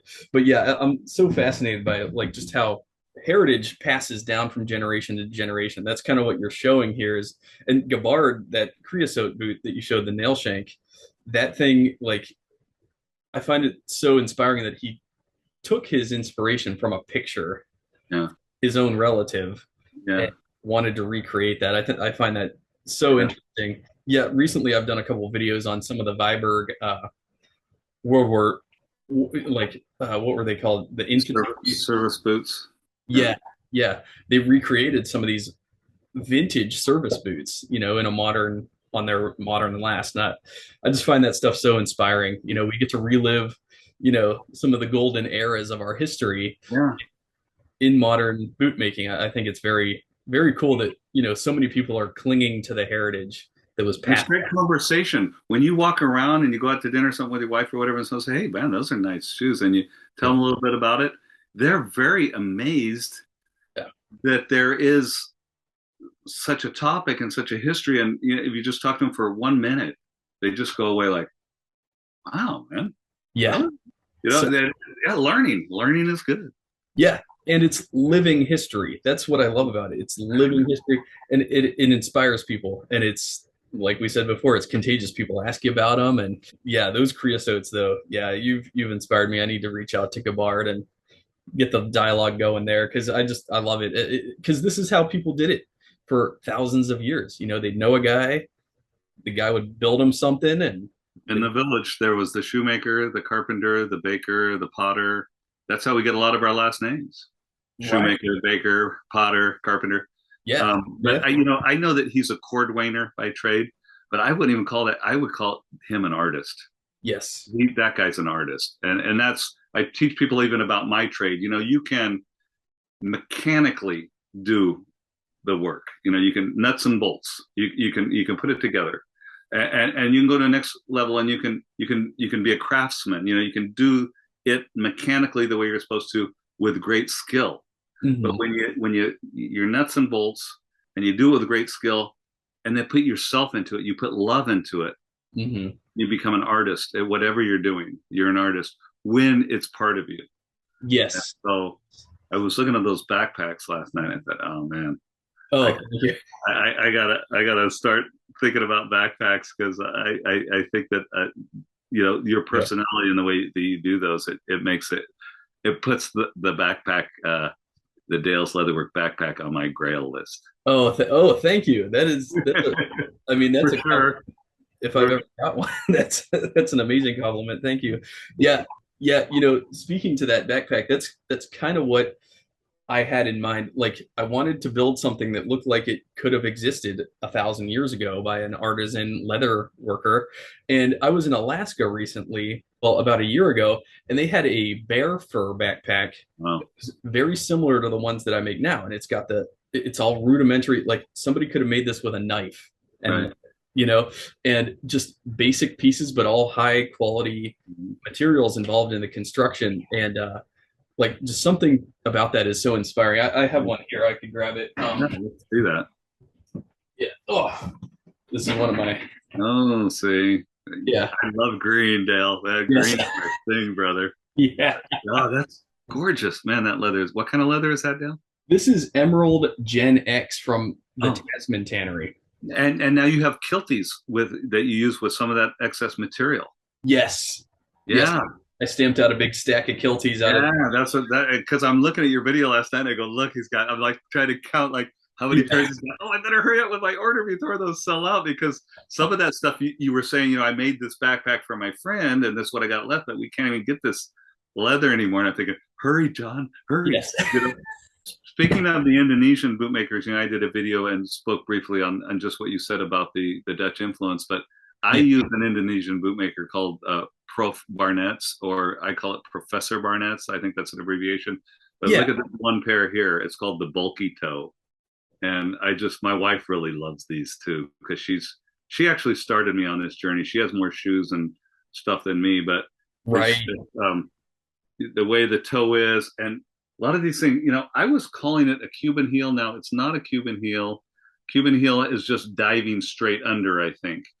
Um, Yes. and Jake goes over that. I had to watch Jake's video. Yeah, I had to watch Jake's stuff Yes. for information. He's one of my references, like you. Yeah. But look how much they on these woodsman heel or logger, the curve that they put to the. I'll put it against my shirt. The Wow. curve that they put right to the back of those. It's almost like a little shelf sitting on the back there, and I just really dig what they do. I had to have a veg tan pair of these. I copied somebody, I think, on Instagram, got a pair like this, and I Wow. contacted Harris, which is also, you do it through, I think, WhatsApp. A lot of these guys in Indonesia, and that's how you do your order. Harris is Yes. really good. It's got their version of the what do they call that type of sole? Oh, the micro stud day night type. The Danite, yeah. It's got and he can do certain things like he says, "Oh, you want locally sourced leather?" And I go, "Yeah," and or you can request what other they can get Merriam leather or whatever you want, Yeah. horsehide. And then he said, "Oh, you want the locally sourced soles?" And I said, "Why not?" He's made 3 pairs for me, and Wow. you can design your own boot with them, as you know, Mm-hmm. or copy something that you see, or send them a picture of something. And when they stitch those boots, most of these Indonesian cats, Mm-hmm. they're not even using machines. I know. It's They're all hand stitching stitched. through the sole by hand. These Yeah. poor guys that got leather wrapped on. This is your trade. They got leather wrapped around. How did they push those needles through? I don't know, but Yeah. man, that's work right there.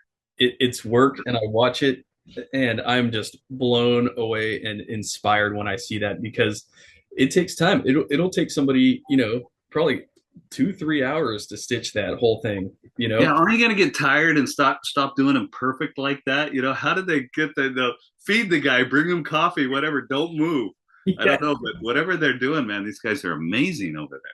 Yeah, I watch it. They take the needle, I think they take 2, and then they like loop it or something, and then they pull it with both hands. But just the concentration Yes. to sit there and to do that for how long it takes to go around that sole, And Right. because I know if I'm cutting stuff or I'm screwing stuff or I'm nailing stuff, Yeah. sometimes it may be 20 minutes after lunch, but I don't want to stop because if I come back to that later, for Mm-hmm. some reason, it's just my hands or my personality, whatever. It'll be I got a little slightly different take on it after lunch. What? So when you're doing something like that, and I know this from your craft. I'm doing the straps today. I just got to do the straps. Then I'll take a break and I'll move on to something different. And just the continuity it takes to stitch a sole by hand, I can't even imagine. Yeah, you're right. And there is a rhythm that you get in when you're doing it. It's like if I stop, like you said, and I come back, I won't have the rhythm again because you have to build it up. Exactly. It's a mental, psychological thing. It is. And once you're doing it, you're in that you might as well keep going till it's done because Yeah. that's just the most efficient way to do it. If you had to interrupt that, it might take you 15 minutes just to get back into that groove again, and Mhm. that's 15 minutes lost. Time So is money. Yeah. yeah. Time is money. But those Professor Barnett's, I was going to actually ask you about those. How many pairs do you have from Professor Barnett's? I have three, and my wife has a pair. Oh, Um, I have a pair of, they're like an army boot. They call them the Abraham. And I did them a black and a green leather two-tone, like the toe is black and the backstay is black, yeah, and the vamp is green. And they made them steel toe, and they were like, steel toe, really? Because they're doing more, not, it's not construction boots they're making for guys. And yeah. so he was able to go out and source and find the steel toes that fit that last, Oh, because most guys don't understand that too. What I'm doing now when I throw my work boots, I'm doing the cut down, right. or the cut into, whatever the rose handle guys. But I'm just cutting the toe with a knife, and Yeah. I'm actually pulling the steel out after that experience, because if I want a steel toe made, there's different shapes, you know, So um, the Packer style or the big bulky toe like that. So I'm saving those. But he was able to find the steel toe and make a steel toe pair for me. wow. And then my first pair that I got is what I wanted. I wasn't able to get the Billy Boots originally, or the 2015 Huntsman that Red Wing made. And so I wanted an 8-inch mock toe. And Okay. so they made me, it's like this blue jean color. I don't have it with me right now. This blue jean color 8-inch mock toe. Yeah. It's called Crazy Horse leather. Are you familiar with this? Yeah. Yeah. Yes, I Crazy am. Horse. I I don't don't, think it's a super thick leather, but it has a lot of personality. yes, it does. It definitely does. Yeah, I've never worked with it myself, but it does look like it's got sort of a looser temper. It's Yeah, very malleable. Like it I don't, is. it's really cool. Like you said, tons of personality, tons of Yeah. depth to it. So he made those 8-inch mock toes with that same logger, very polished and fake or imitation Danite sole and everything. And that was my first pair. But I have had really good luck with him. You just got to know that when you are doing MTO, which is made to order boots from a lot of these guys, and I know you know this, and I know this as a construction person or carpenter or craftsman, you're tracing your foot and then measuring it and doing these different things. Watch the angle of your pencil, Yeah. because when you're tracing your foot, when you're going around your foot, you can have it straight out like that, and you're a little bigger than your foot. Or you could have your pencil cocked and you're going way bigger than your foot. But in order to get that exact line, you just need a little slight angle on your pencil, and not completely straight down. But there's a very fine line between pressing that pencil then into your flesh and Hmm. getting that angle, and getting that angle too much. So I encourage guys to do that several times, and to get an average, and to have someone help you, because whether you're sitting or you're standing, we Yeah. know this with the Brannick device, sitting or standing comes up with different measurements. So talk to your maker. Should you be sitting or standing? Is there an angle to the pencil? If they want it perpendicular straight up and down, if they do, keep it that way. Hmm. And some of them want you to have socks on too. So that's a question to ask. I think that Gabbard wanted me to have socks on when I did it. So there is some error that can happen there. So Right. when these guys are making you custom boots and they're mailing them across oceans, Yeah. you want that to be right. So I know fellas they just want the boots, they're wearing them, but you can't take too much time in doing the measuring. Definitely. That's so true. I had the same issue. It's like, well, first off, I know this for a fact. Like shoe salesmen have sized me wrong my whole life because they have me sit down and take all the weight off my foot and then they measure it and it's like, okay, oh, we recommend this size. And then I start wearing it and it's crushing my foot because Yeah, they tight. weren't taking into account that your Your foot foot compresses. Yeah, spreads out when you yeah, stand. yeah. So, it's like a cat or a dog, they have the pads on their paw Sure. when they put all their body weight on it, they splay out. That's how the foot Right. is made to do. And like you said, so much of it comes down to your body weight.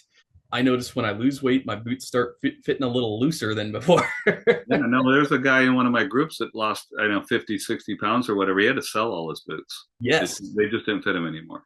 right, So exactly. I think that's the issue I had with some of the weight loss and aging with creosote. Yeah. There's a guy on Instagram called Quan Shoemaker. Have you seen him? Oh yes. This guy's putting out some amazing stuff. And I watched a video that was done by the city that he lives in. It was like like a TV magazine type of thing, and he has that on his site if you scroll down in his Instagram. But they highlighted him. He's one of the best shoemakers in China. Now I'm waiting for an MTO from him right now, and it's a 8 inch. It's a service type boot. It's a black Merriam horsehide.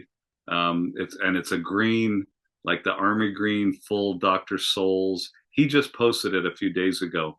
But this guy, and I watched this guy. This guy is amazing because he shows a lot of videos of him actually doing the work.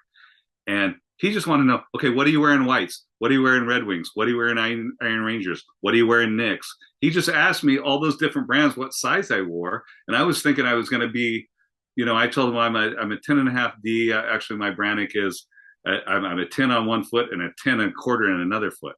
So I always buy 10.5 because that way it doesn't end up pinching, too tight on my one foot. But this guy build these boots, and I was hoping they'd be here by today, but they're not.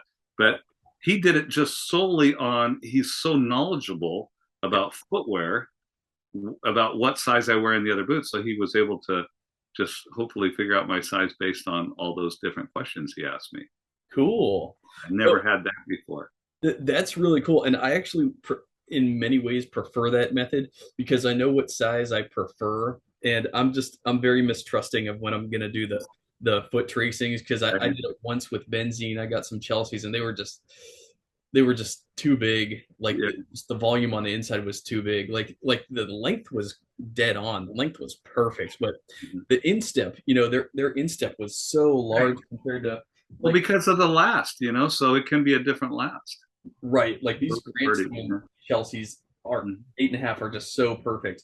But like the benzenes, the instep was like, instead of curving up like this, it was like block like this. And I'm like, it doesn't grab my foot. Like heel slip and everything on this. Yeah. It just wasn't there just wasn't any grip onto my foot right here. And even I think they were just even probably the same length, even a little shorter maybe, but still just this bulbous instep that they had built into it. I ended up selling them to my buddy Mario in Canada.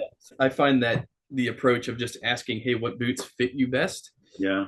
And knowing how that boots brand relates to your sizing and just building it from there. I think it actually gave me a lot of security because some of these ones where you do the foot tracing and you're waiting a year or more, you start getting nervous. And so I recommend to guys, and I talked to Gabbard about it, and even with Brian the Bootmaker or different guys, because I know that Brian he might be a longer waiting list than Gabbard right now. I'm not sure. I think it's a couple of years right now at least.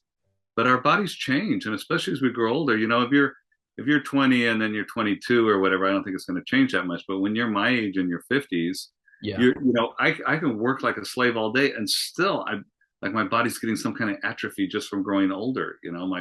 My muscles are changing and everything. So I would recommend, if you are doing a long-term wait on an MTO, to do your due diligence and say, look, can I send you a current foot tracing if it's almost my time? And I talked to Gabbard about that, because by the time I get my Murawskis, it's going to be another couple of years. And so I said, don't start building anything till I give you a foot tracing. And he goes, no, I know. So I am the only pair that he ever made that didn't fit the first time. The guy is so accurate. Wow. And I think it was on me, and he is such a wonderful artist. He's so invested. He's all, let me just make you a new pair of boots. I'm like, really? And so the good thing, lots of guys don't want to, because you got to pay down payments, or some of these people want paid in full. But the price that I paid for my nail shanks, they're double now. Wow. Yeah. Believe it. So yeah. They're double from what I paid. So, I mean, you're locking in a price. Right. So I know that's a lot of money when you haven't received anything yet, but you are locking in a price. So that's something to consider as well. When I first started looking at creosote, I want to say they were like $800-900. Yeah, that's what I paid. Yeah. Of course, I kick myself now because they're like $2,000 now, right? It's in 1800s. Wow. And so so that's double. And I mean, it is what it is. You're going to get these, like we talked about, a clinch or White Cloud, you're going to be paying a couple grand for those. You know, those ones that Kuro buys, all Yeah. those boots are a couple grand. You know, Yeah. They're so so expensive. yeah, and it's the same thing. Those two Japanese guys, which are like I think the some of the best, if not the best. Those Yeah. guys, the same thing. One pair of hands, one pair of boots. So you are getting something. Well, if you post something like that, like a pair of roll clubs comes up on eBay or whatever, how long do you think those are going to stay there? Oh, 10 You minutes. better have your settings right because you're going to miss that. You're going to miss that right away. And that's going to lead me into I wanted to show you this pair of roll clubs that popped up one evening on eBay, Wow. and they were my size. And I know, right? Those I are was like, I don't outstanding. know. I know I keep saying this, but I think these might be my favorite pair. Wow. But they fit me perfectly. Wow. And I, I don't know. I am not quite sure what his price is. I think I paid 1,200 for the first pair that I had him make me, and he made my Okay. wife a pair too. We both visited him. Um, Awesome. but I think I got these for like 600 or 700 or something like that.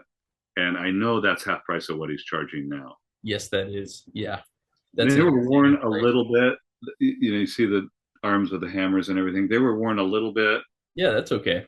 These are super gorgeous, man. Oh man, those are outstanding. What's I the leather? Is that a Latigo? I don't know what it is. It's sometimes you can they still have the leather stamp sideways somewhere in here, but I don't know what it is. But it Wow. had like he gives you the thing about Brian is you get a like a screen printed box with his all his cool vintage looking stuff on the box, and then Yeah. it has like your name on the box and the leather, and so it would be on the box. I'll have to check that later. But Okay. so it's like a little label maker with a guy's name. So I just label made and put my name on it. Oh, awesome. I got those, but the original ones that I got, Dale, I designed and had him build these.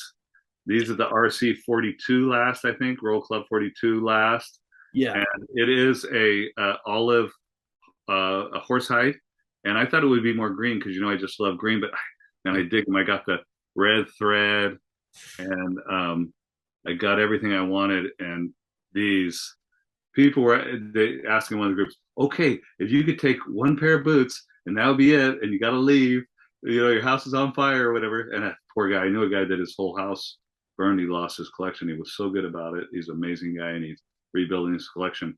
But what pair of boots would you grab? Yeah. And I was thinking, I think these are them. I just love these. They're what I wanted. They're what I picked out. I went there with my wife for her birthday present in 2019, Okay. and LA and his shop is about 4.5 hours from here. Yeah. And we reserved a block of time. I think you reserve an hour for a fitting, and you go in. It's kind of like a barrio, and it's a shop. You know, it kind of looks like Mexico. It's got bars on the windows and everything, and everything's kind of old school. It says Jalisco, you know, Zapatero or something like that. And this guy, Brian, is absolutely the most gentle, sweet young man that you want to know. Wow. And then the teacher he calls Ignacio Nacho, you just feel like you just went home, you Yeah. know? And while my wife was getting fitted, I sat with my terrible Spanish and spoke with Ignacio, just an amazing, wonderful human being. Yeah. Learned to make shoes in Leon, Guanajuato, where a lot of the shoes, I think Fry makes a lot of their shoes there, Yes. and a lot of folks. And Guadalajara used to be a big shoemaking capital, and Leon. Now Hmm. Guadalajara is more technology, and most of that is done in Leon. But also, I want to set the record straight on a lot of guys are saying, "Oh, his teacher's making the boots. He's got people helping him." He's got a helper that films his videos, Yeah. young lady, I believe, a nice young lady.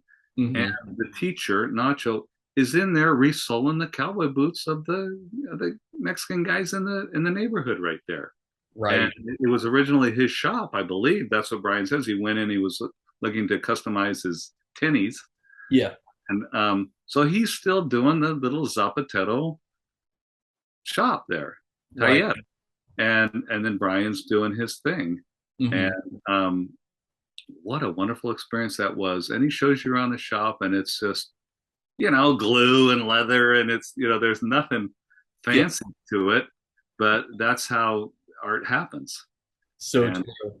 yeah, we had a wonderful experience. My wife has a pair of monkey boots, and hers are, I think, maroon. And then Brian has this nice bottom piece of leather. Hers are black right there, and I think black back here, and the rest is maroon. Wow, And she's that's a like really really sharp pattern. cool. Yeah, And like she picked those out, and then now that I have seen the light, yeah, I'm like, wow, why didn't I get monkey boots? And then these popped up. So I was like, oh, this is my really. I think I got these before that bulky toe pair I just showed you. yeah. These are the first pair of veg stand because you see they already had a little bit of light on them and stuff. Mm-hmm. I'm not setting mine out suntanning them. I know that nice, beautiful orange color that leather gets, but Yes. you know me, I'm keeping everything nice because Yeah. I'm a dirty carpenter most of the time, Right. and uh, You want to keep the nice stuff nice, right? I'm with you there. That's yeah. so cool hearing about Brian the Bootmaker's shop. I haven't mentioned this yet, but I actually paid Steve Vito, a visit down at Vito's Leatherworks. He's about 50 minutes. Oh, Yeah, yeah. he's almost an hour drive for me. So I drove down, paid him a visit, met him, and it's the same thing. His shop is in like an old house in down in Virginia, Mhm. and he's just got so many projects. Oh man, the guy is a machine. That guy's putting out some beautiful work. Oh yeah, he does just some of the best repair work. I showed him my bag, and he gave me a lot of good tips for how to, for my leather work and how to thread and things like that. Nice. Yeah, he's a phenomenal guy, and but I'm with you. It's like these cobblers. Yeah, their shops. They're like very. It's like they're messy, but Yeah. it's where greatness is made. It's Yeah. And, where out of the chaos comes beauty. and it's funny to me when you see they're dipping that thing in the glue and it's stringing all over, and Yeah, then you have this perfect pair of boots sitting there on the bench, and you're thinking like, don't get anything on it. Don't, and they're grinding the heel like that, and I'm thinking, how can you do that and not hit the leather right there? I know. That it's amazing, like you say, the beautiful pristine product that comes out of that. Yes. Stuff. Yes. Well, confusion, it seems like, but it's not confusion. It's perfectly ordered. Right. Right. And they know what they're doing. That's the thing. Like, I'd be petrified getting this thing anywhere near a machine. You know what I mean? But then they're so used to working in and around this stuff, it doesn't scare them. They'll get the sander right up there. And I know, it blows me away. I know I kind of cringe a little bit and go, please don't. It's not even my boot. Don't hit it. I know. And speaking of glue, I actually have some barge cement right here. Oh, wow, that's what they use, huh? Yeah. This stuff is phenomenal. Actually, yeah, I'm making some straps. This is the natural Tochigi leather I'm making for a customer, making a bag. This is expensive leather. This is really nice Japanese veg tan leather. And yeah, I bonded these together last night with this barge.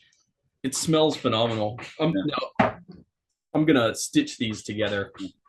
I traced the stitch marks where I'm gonna stitch. So I'm gonna hand stitch these together. But for the initial bond, yeah, you need a good glue. I know a lot of people look down on glue, but There's glue in all of our boots, I believe. yeah, and this cement is really good. Cementing has come a very long way. So you work out of your home, Dale? Yeah, just right here. I hear one of the elves back there right now. Yeah. That's my wife. She's repairing our tile floor right now. Oh, so. Nice. Yeah, she's like, Dale, get over here. Quit talking to that crazy carpenter. Get over here. No, I told her, I'm like, nope, I'm busy for this portion of the day, so she understands. You have a wonderful wife, and I thank her for sharing you with me today. Absolutely, thank you so much. Yeah, she's great. She puts up with my boot buying and my crazy eccentricities, but hey, look where it's led. I don't drink, I don't smoke, and I don't chase women. Mm-hmm. And when my wife tells me to do something, I know she's smarter than me. I actually do it. Right. I just go, okay, honey. And then when I fight it, I come back later and go, I'm sorry. What did you tell me? I don't know what happened, but Exactly. tell me again what you need me to do, please. Yeah, I learned that. I learned that in my old age. Yeah, behind every great man is a great woman. Absolutely, It's yeah. so true. And We wouldn't be here without Abigail Adams, I'm afraid. yes, One I think one of your locals in New England back there. yeah, Yeah, that's very true. Yeah, yeah, exactly. Yeah, yeah. it comes down to they keep us in line, they keep us in check, they keep us humble.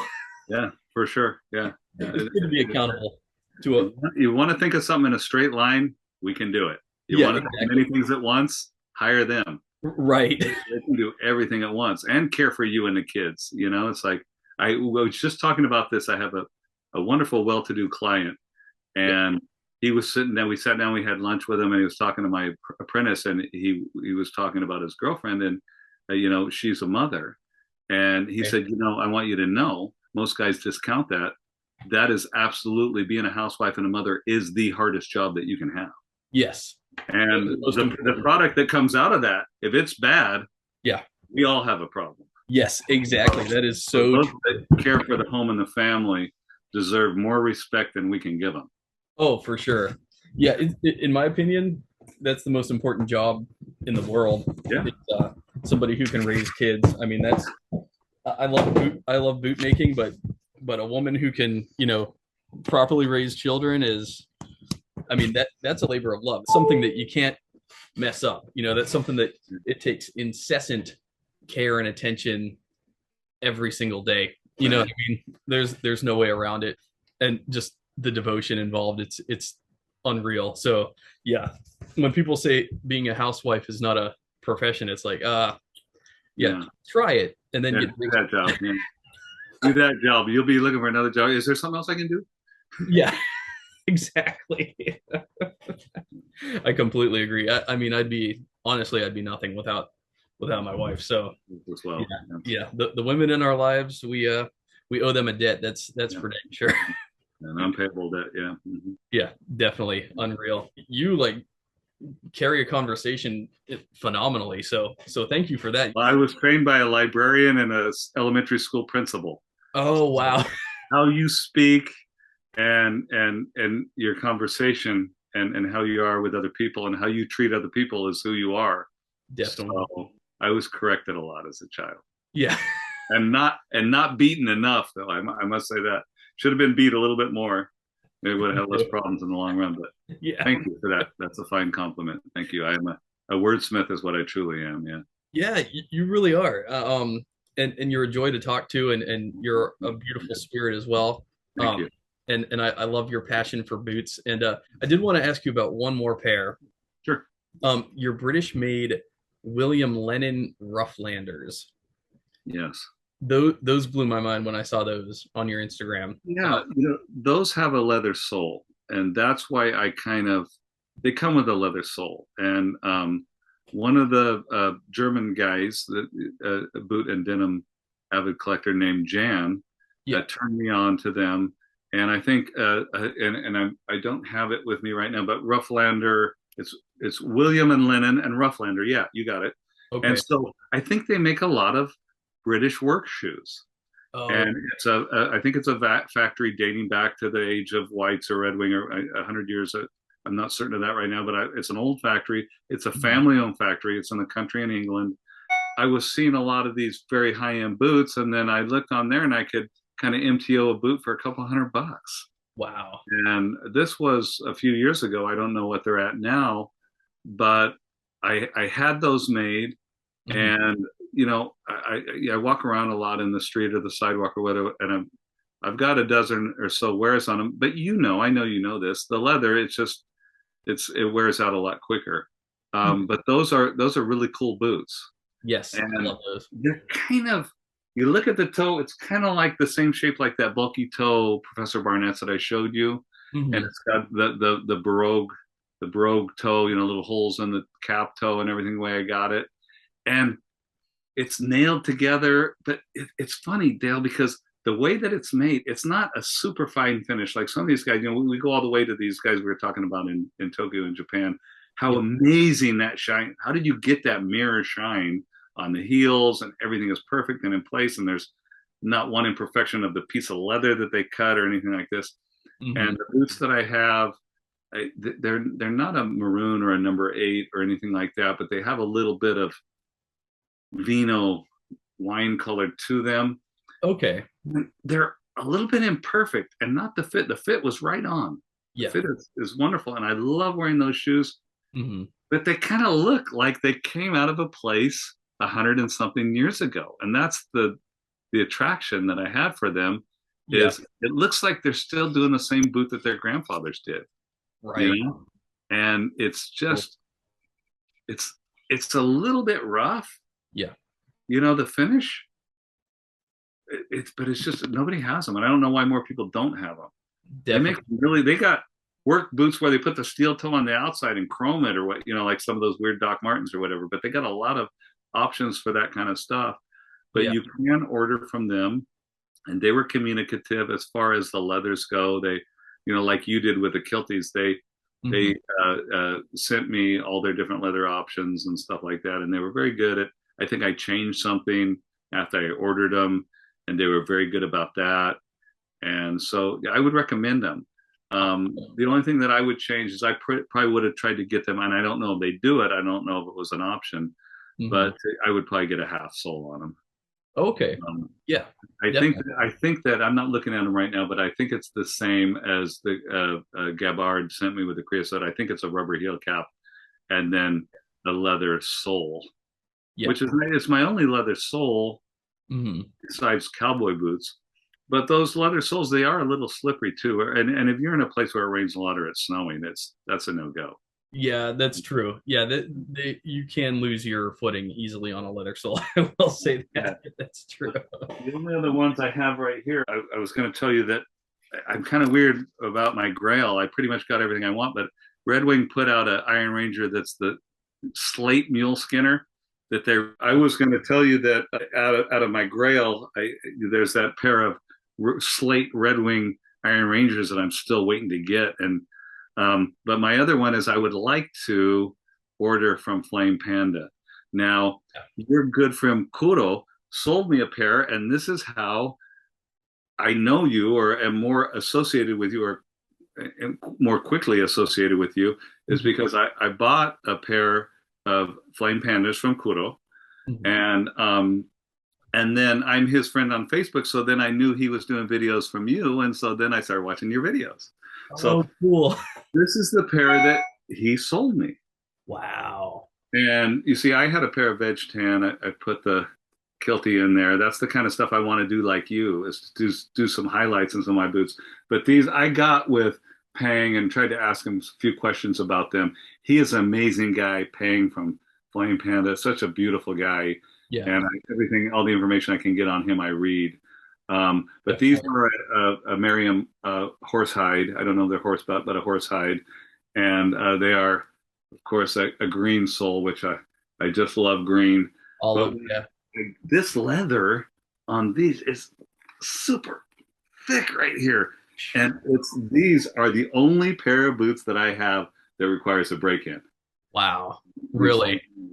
And they were a little bit big, and so they are my size. They're like a 10 and a half. But there was, like you were saying, like with your other Chelseas, there was a little bit too much volume right here. And so I was getting heel slip. And the first time I wore them, when I'm wearing a pair of boots and I have a question, I always take another pair of boots with me in the car. But I started feeling that burning heel slip, and then I go, oh, pick this up. I don't want to get a blister. I got to work next week. But so I put the kilty in, and then it's the kind of thing like with a lot of boots, and I tell guys with all leather boots to be patient because your foot does seat down in there. I know Jake talks a lot about that with Almost Vintage Style, about because he's an engineer guy. He loves engineers, about your foot being seated into the engineers and how you get some heel slip in the beginning, and that may or may not go away. But I'm hoping that happens here, and those are my Flame Pandas. So if I could order a pair from him, I might do that. But if not, I still got me a pair. Thank you, Kuro. Yes.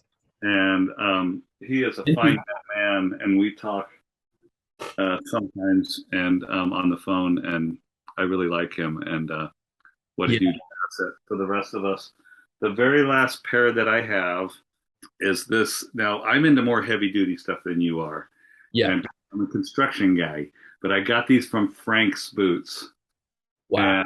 and see all the screws and everything. These are their Royal Commander, and they're a rough out tan Teton or something like this. Mhm. And this is pretty much the design. I put some fat leather laces in there, but the only thing different with their design on the Royal Commander is it's got a padded collar on top.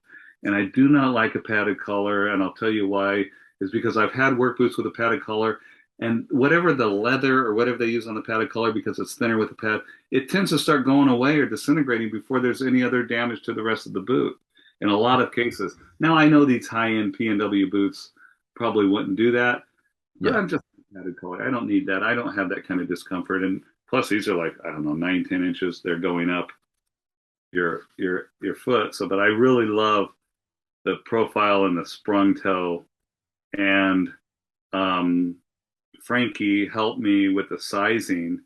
I think in these with their particular last, he did the same thing. We were just on Messenger, and he was saying, "Well, what size you wear in whites?" And what boot was that? And they know everything because they're loosely associated, all those P&W bootmakers.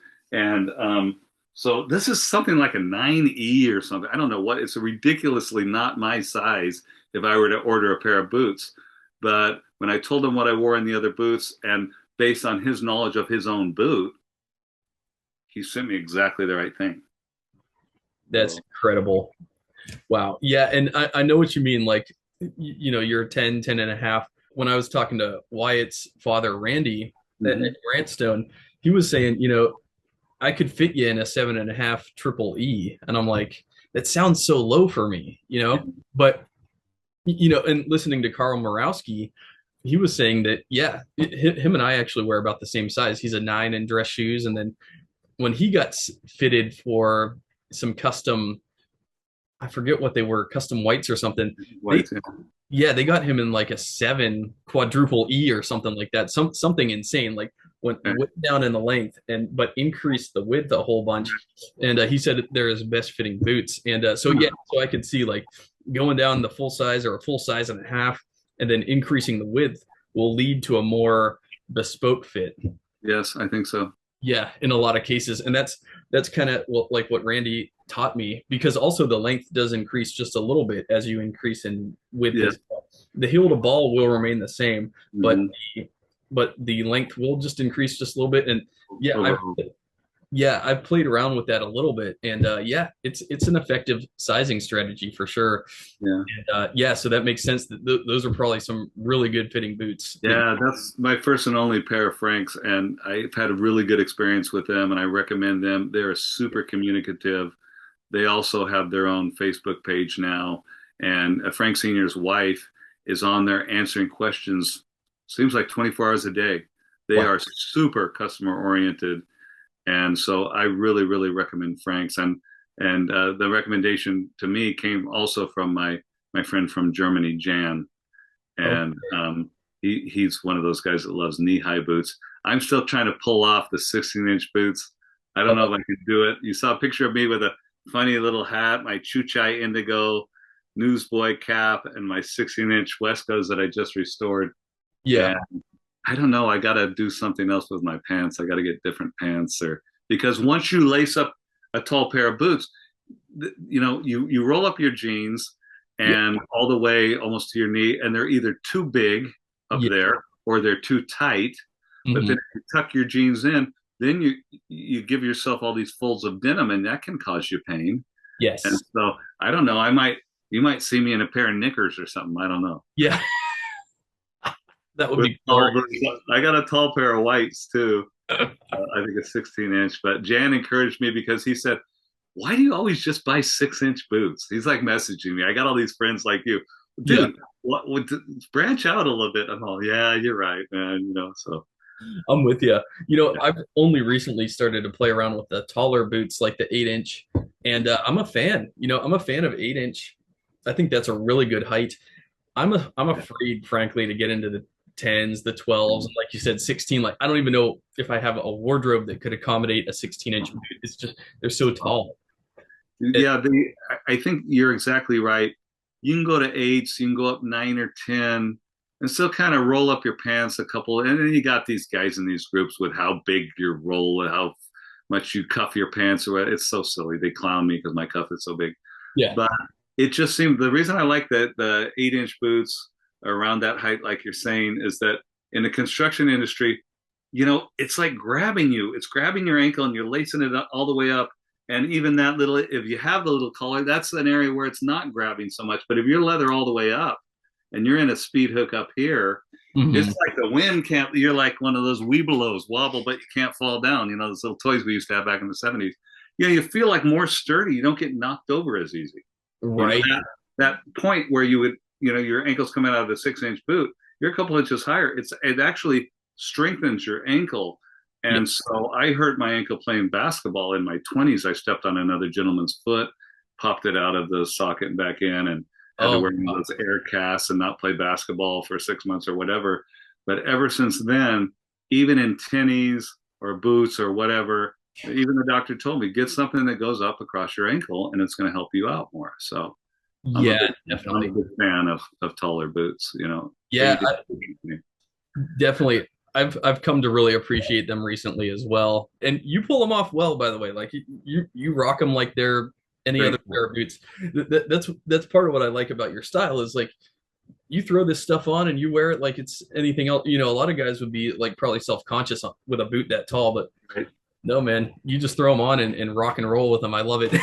Well, I'm different anyway. So look at me. I've always had this long hair, blonde hair. I'm an older cat. I mean, they think I'm like Tommy Shaw from Styx or one of the Allman Brothers or something like that. I always look different. People always look at me.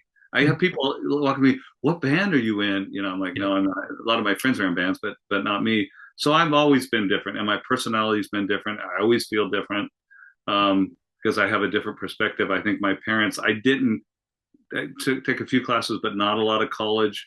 But like I said, my parents were educators, so I read all the classics by the time I was 10 years old. So I have the equivalent of that kind of education. But what education does is teach you to open your mind and keep it open. And I think that's the main point of college, if you can get through college, is to know how to learn and to know what to learn. And so part of that is trying new things. You don't like this food? Try it. Maybe you like it. That's what your mommy tells you, right? So I don't care what anybody thinks. If I like it, I like it. And sometimes I go, oh, I didn't like that very much. Why did I wear that? And my wife will go, I know, mijo. I was going to tell you. It's like, okay, thanks, man. But thank you for that. Yeah, I'm trying to make that different wardrobes work. And I love hats. If I do this, you can see I got kind of a hat collection up there on the top. But it's a funny thing. It gives me hat head every time, because I got this hair. And so then I have a funky, weird thing. So if I'm going to pull off a hat, I put that hat on and I wear it all day. And I was having a good time recently, took some relatives to Tahoe and Yosemite. So I got a bunch of old cowboy hats and stuff. I said, yeah, I'm wearing a cowboy hat. And I love, it's fun I never did this. When I married my wife, my current wife, 15 years, I was sleeping in the back of my pickup truck. I had screwed up my life. I wasn't an alcoholic anymore, but I had a divorce and it screwed up my life in many ways. And I had my work boots, a pair of cowboy boots, a pair of flip-flops, and a pair of Reeboks to play basketball. And I think it was all in the back of my truck with everything that I owned. I would sleep at a friend's house, sometimes my parents' house, sometimes. So everything that I had, I never went to the mall, never bought new stuff. And everything that I have, my wife helped bless me with by giving me a stable home and environment. And so now that I have the kind of life, and I'm talking, I was into my 40s still living that way. And now that I have the opportunity to have a nice life and a place to keep stuff, and I can figure out if I want high-end stuff, which stuff I want. And if I don't like it, I sell it. But I love dressing up now. I'm a clothes horse guy now. I'm buying Pendleton wool flannels in the middle of 100-degree heat over here, waiting for winter, like all these. And it's never cold enough in California where I live to wear a wool shirt. But I like the style. I like the rugged style, the heritage style. everything that you represent, and what our hobbies and interests are right now. And it Yeah, is so much fun. it's so much fun. And you know what?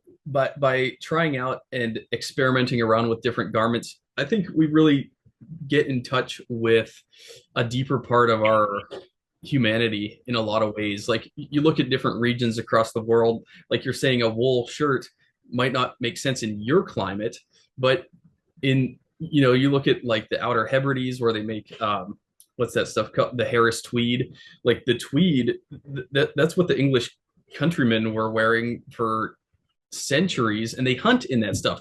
We consider tweed and these heavy wools to be like dress. Right.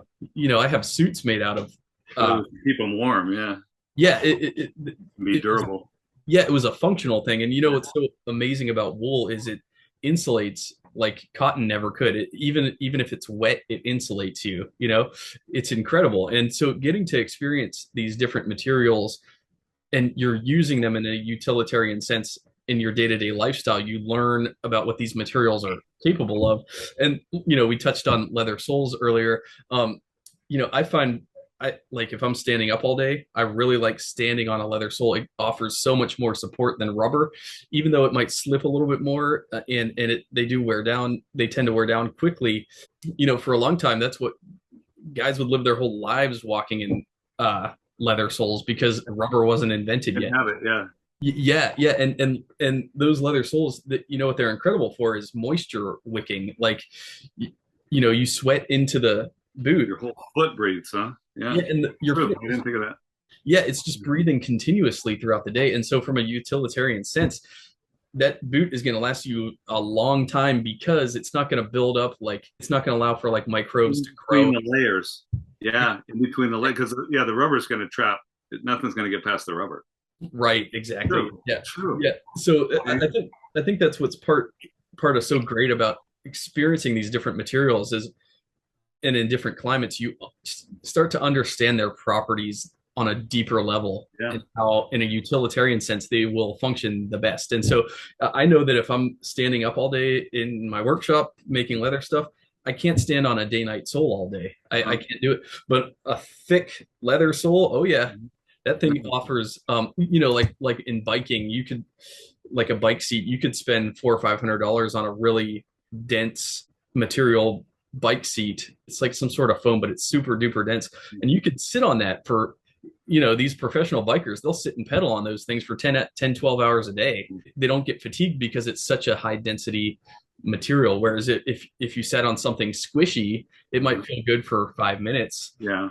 Try sitting on that thing for an hour. Yeah. You know how that goes. Well, we're talking about all leather boots. If it's leather all the way down the ground, that's the formula. Yeah, that is the formula. Yeah, you could wear that thing and be comfortable, and it will be dermatologically friendly as well. It's not going to have all that synthetic stuff in there. Yeah, so there's benefits to all materials. It's just a matter of understanding like what each one is capable of, I guess. So yeah, but and knowing when to get it resoled. Yes, so that you don't damage any other part of the footbed. But yeah, so true, definitely. But man, yeah, this has just been an epic talk, a talk of epic proportions. I mean, I can't thank you enough, my friend. This is the thanks is for you. I'm so happy to be on your channel and on your show. And Dale's Leatherworks is definitely part of the happiness. Oh, thank you. That means the world to me. You have no idea. Yeah. And I've been watching you, and like I said earlier, to be a fine gentleman, to be a polite person, that's who we are. And so from watching you previously before meeting you personally like this, I already had an admiration for you and the way about you. And so, yeah, it just confirms it, being here face to face with you. What a good time. Yeah. I'm a construction worker, but I had to get up even earlier today to get ready because you're on the East Coast. And so yes, it's something I want to do. And it is in line with, my interests and everything. And so I'm so happy that you took the time. Oh yeah. Out of your Saturday to meet with me. Thank you. Yeah, absolutely. The pleasure is all mine. Like I said, I've been enjoying your content and your personality and everything you're putting out on social media. I'm just so grateful that you took the time to chat with me and dive deep, nerd out on some boots, nerd out on the stuff we love. And yeah, I'm just so grateful because I don't meet people like you in my real life, you know. Right, right.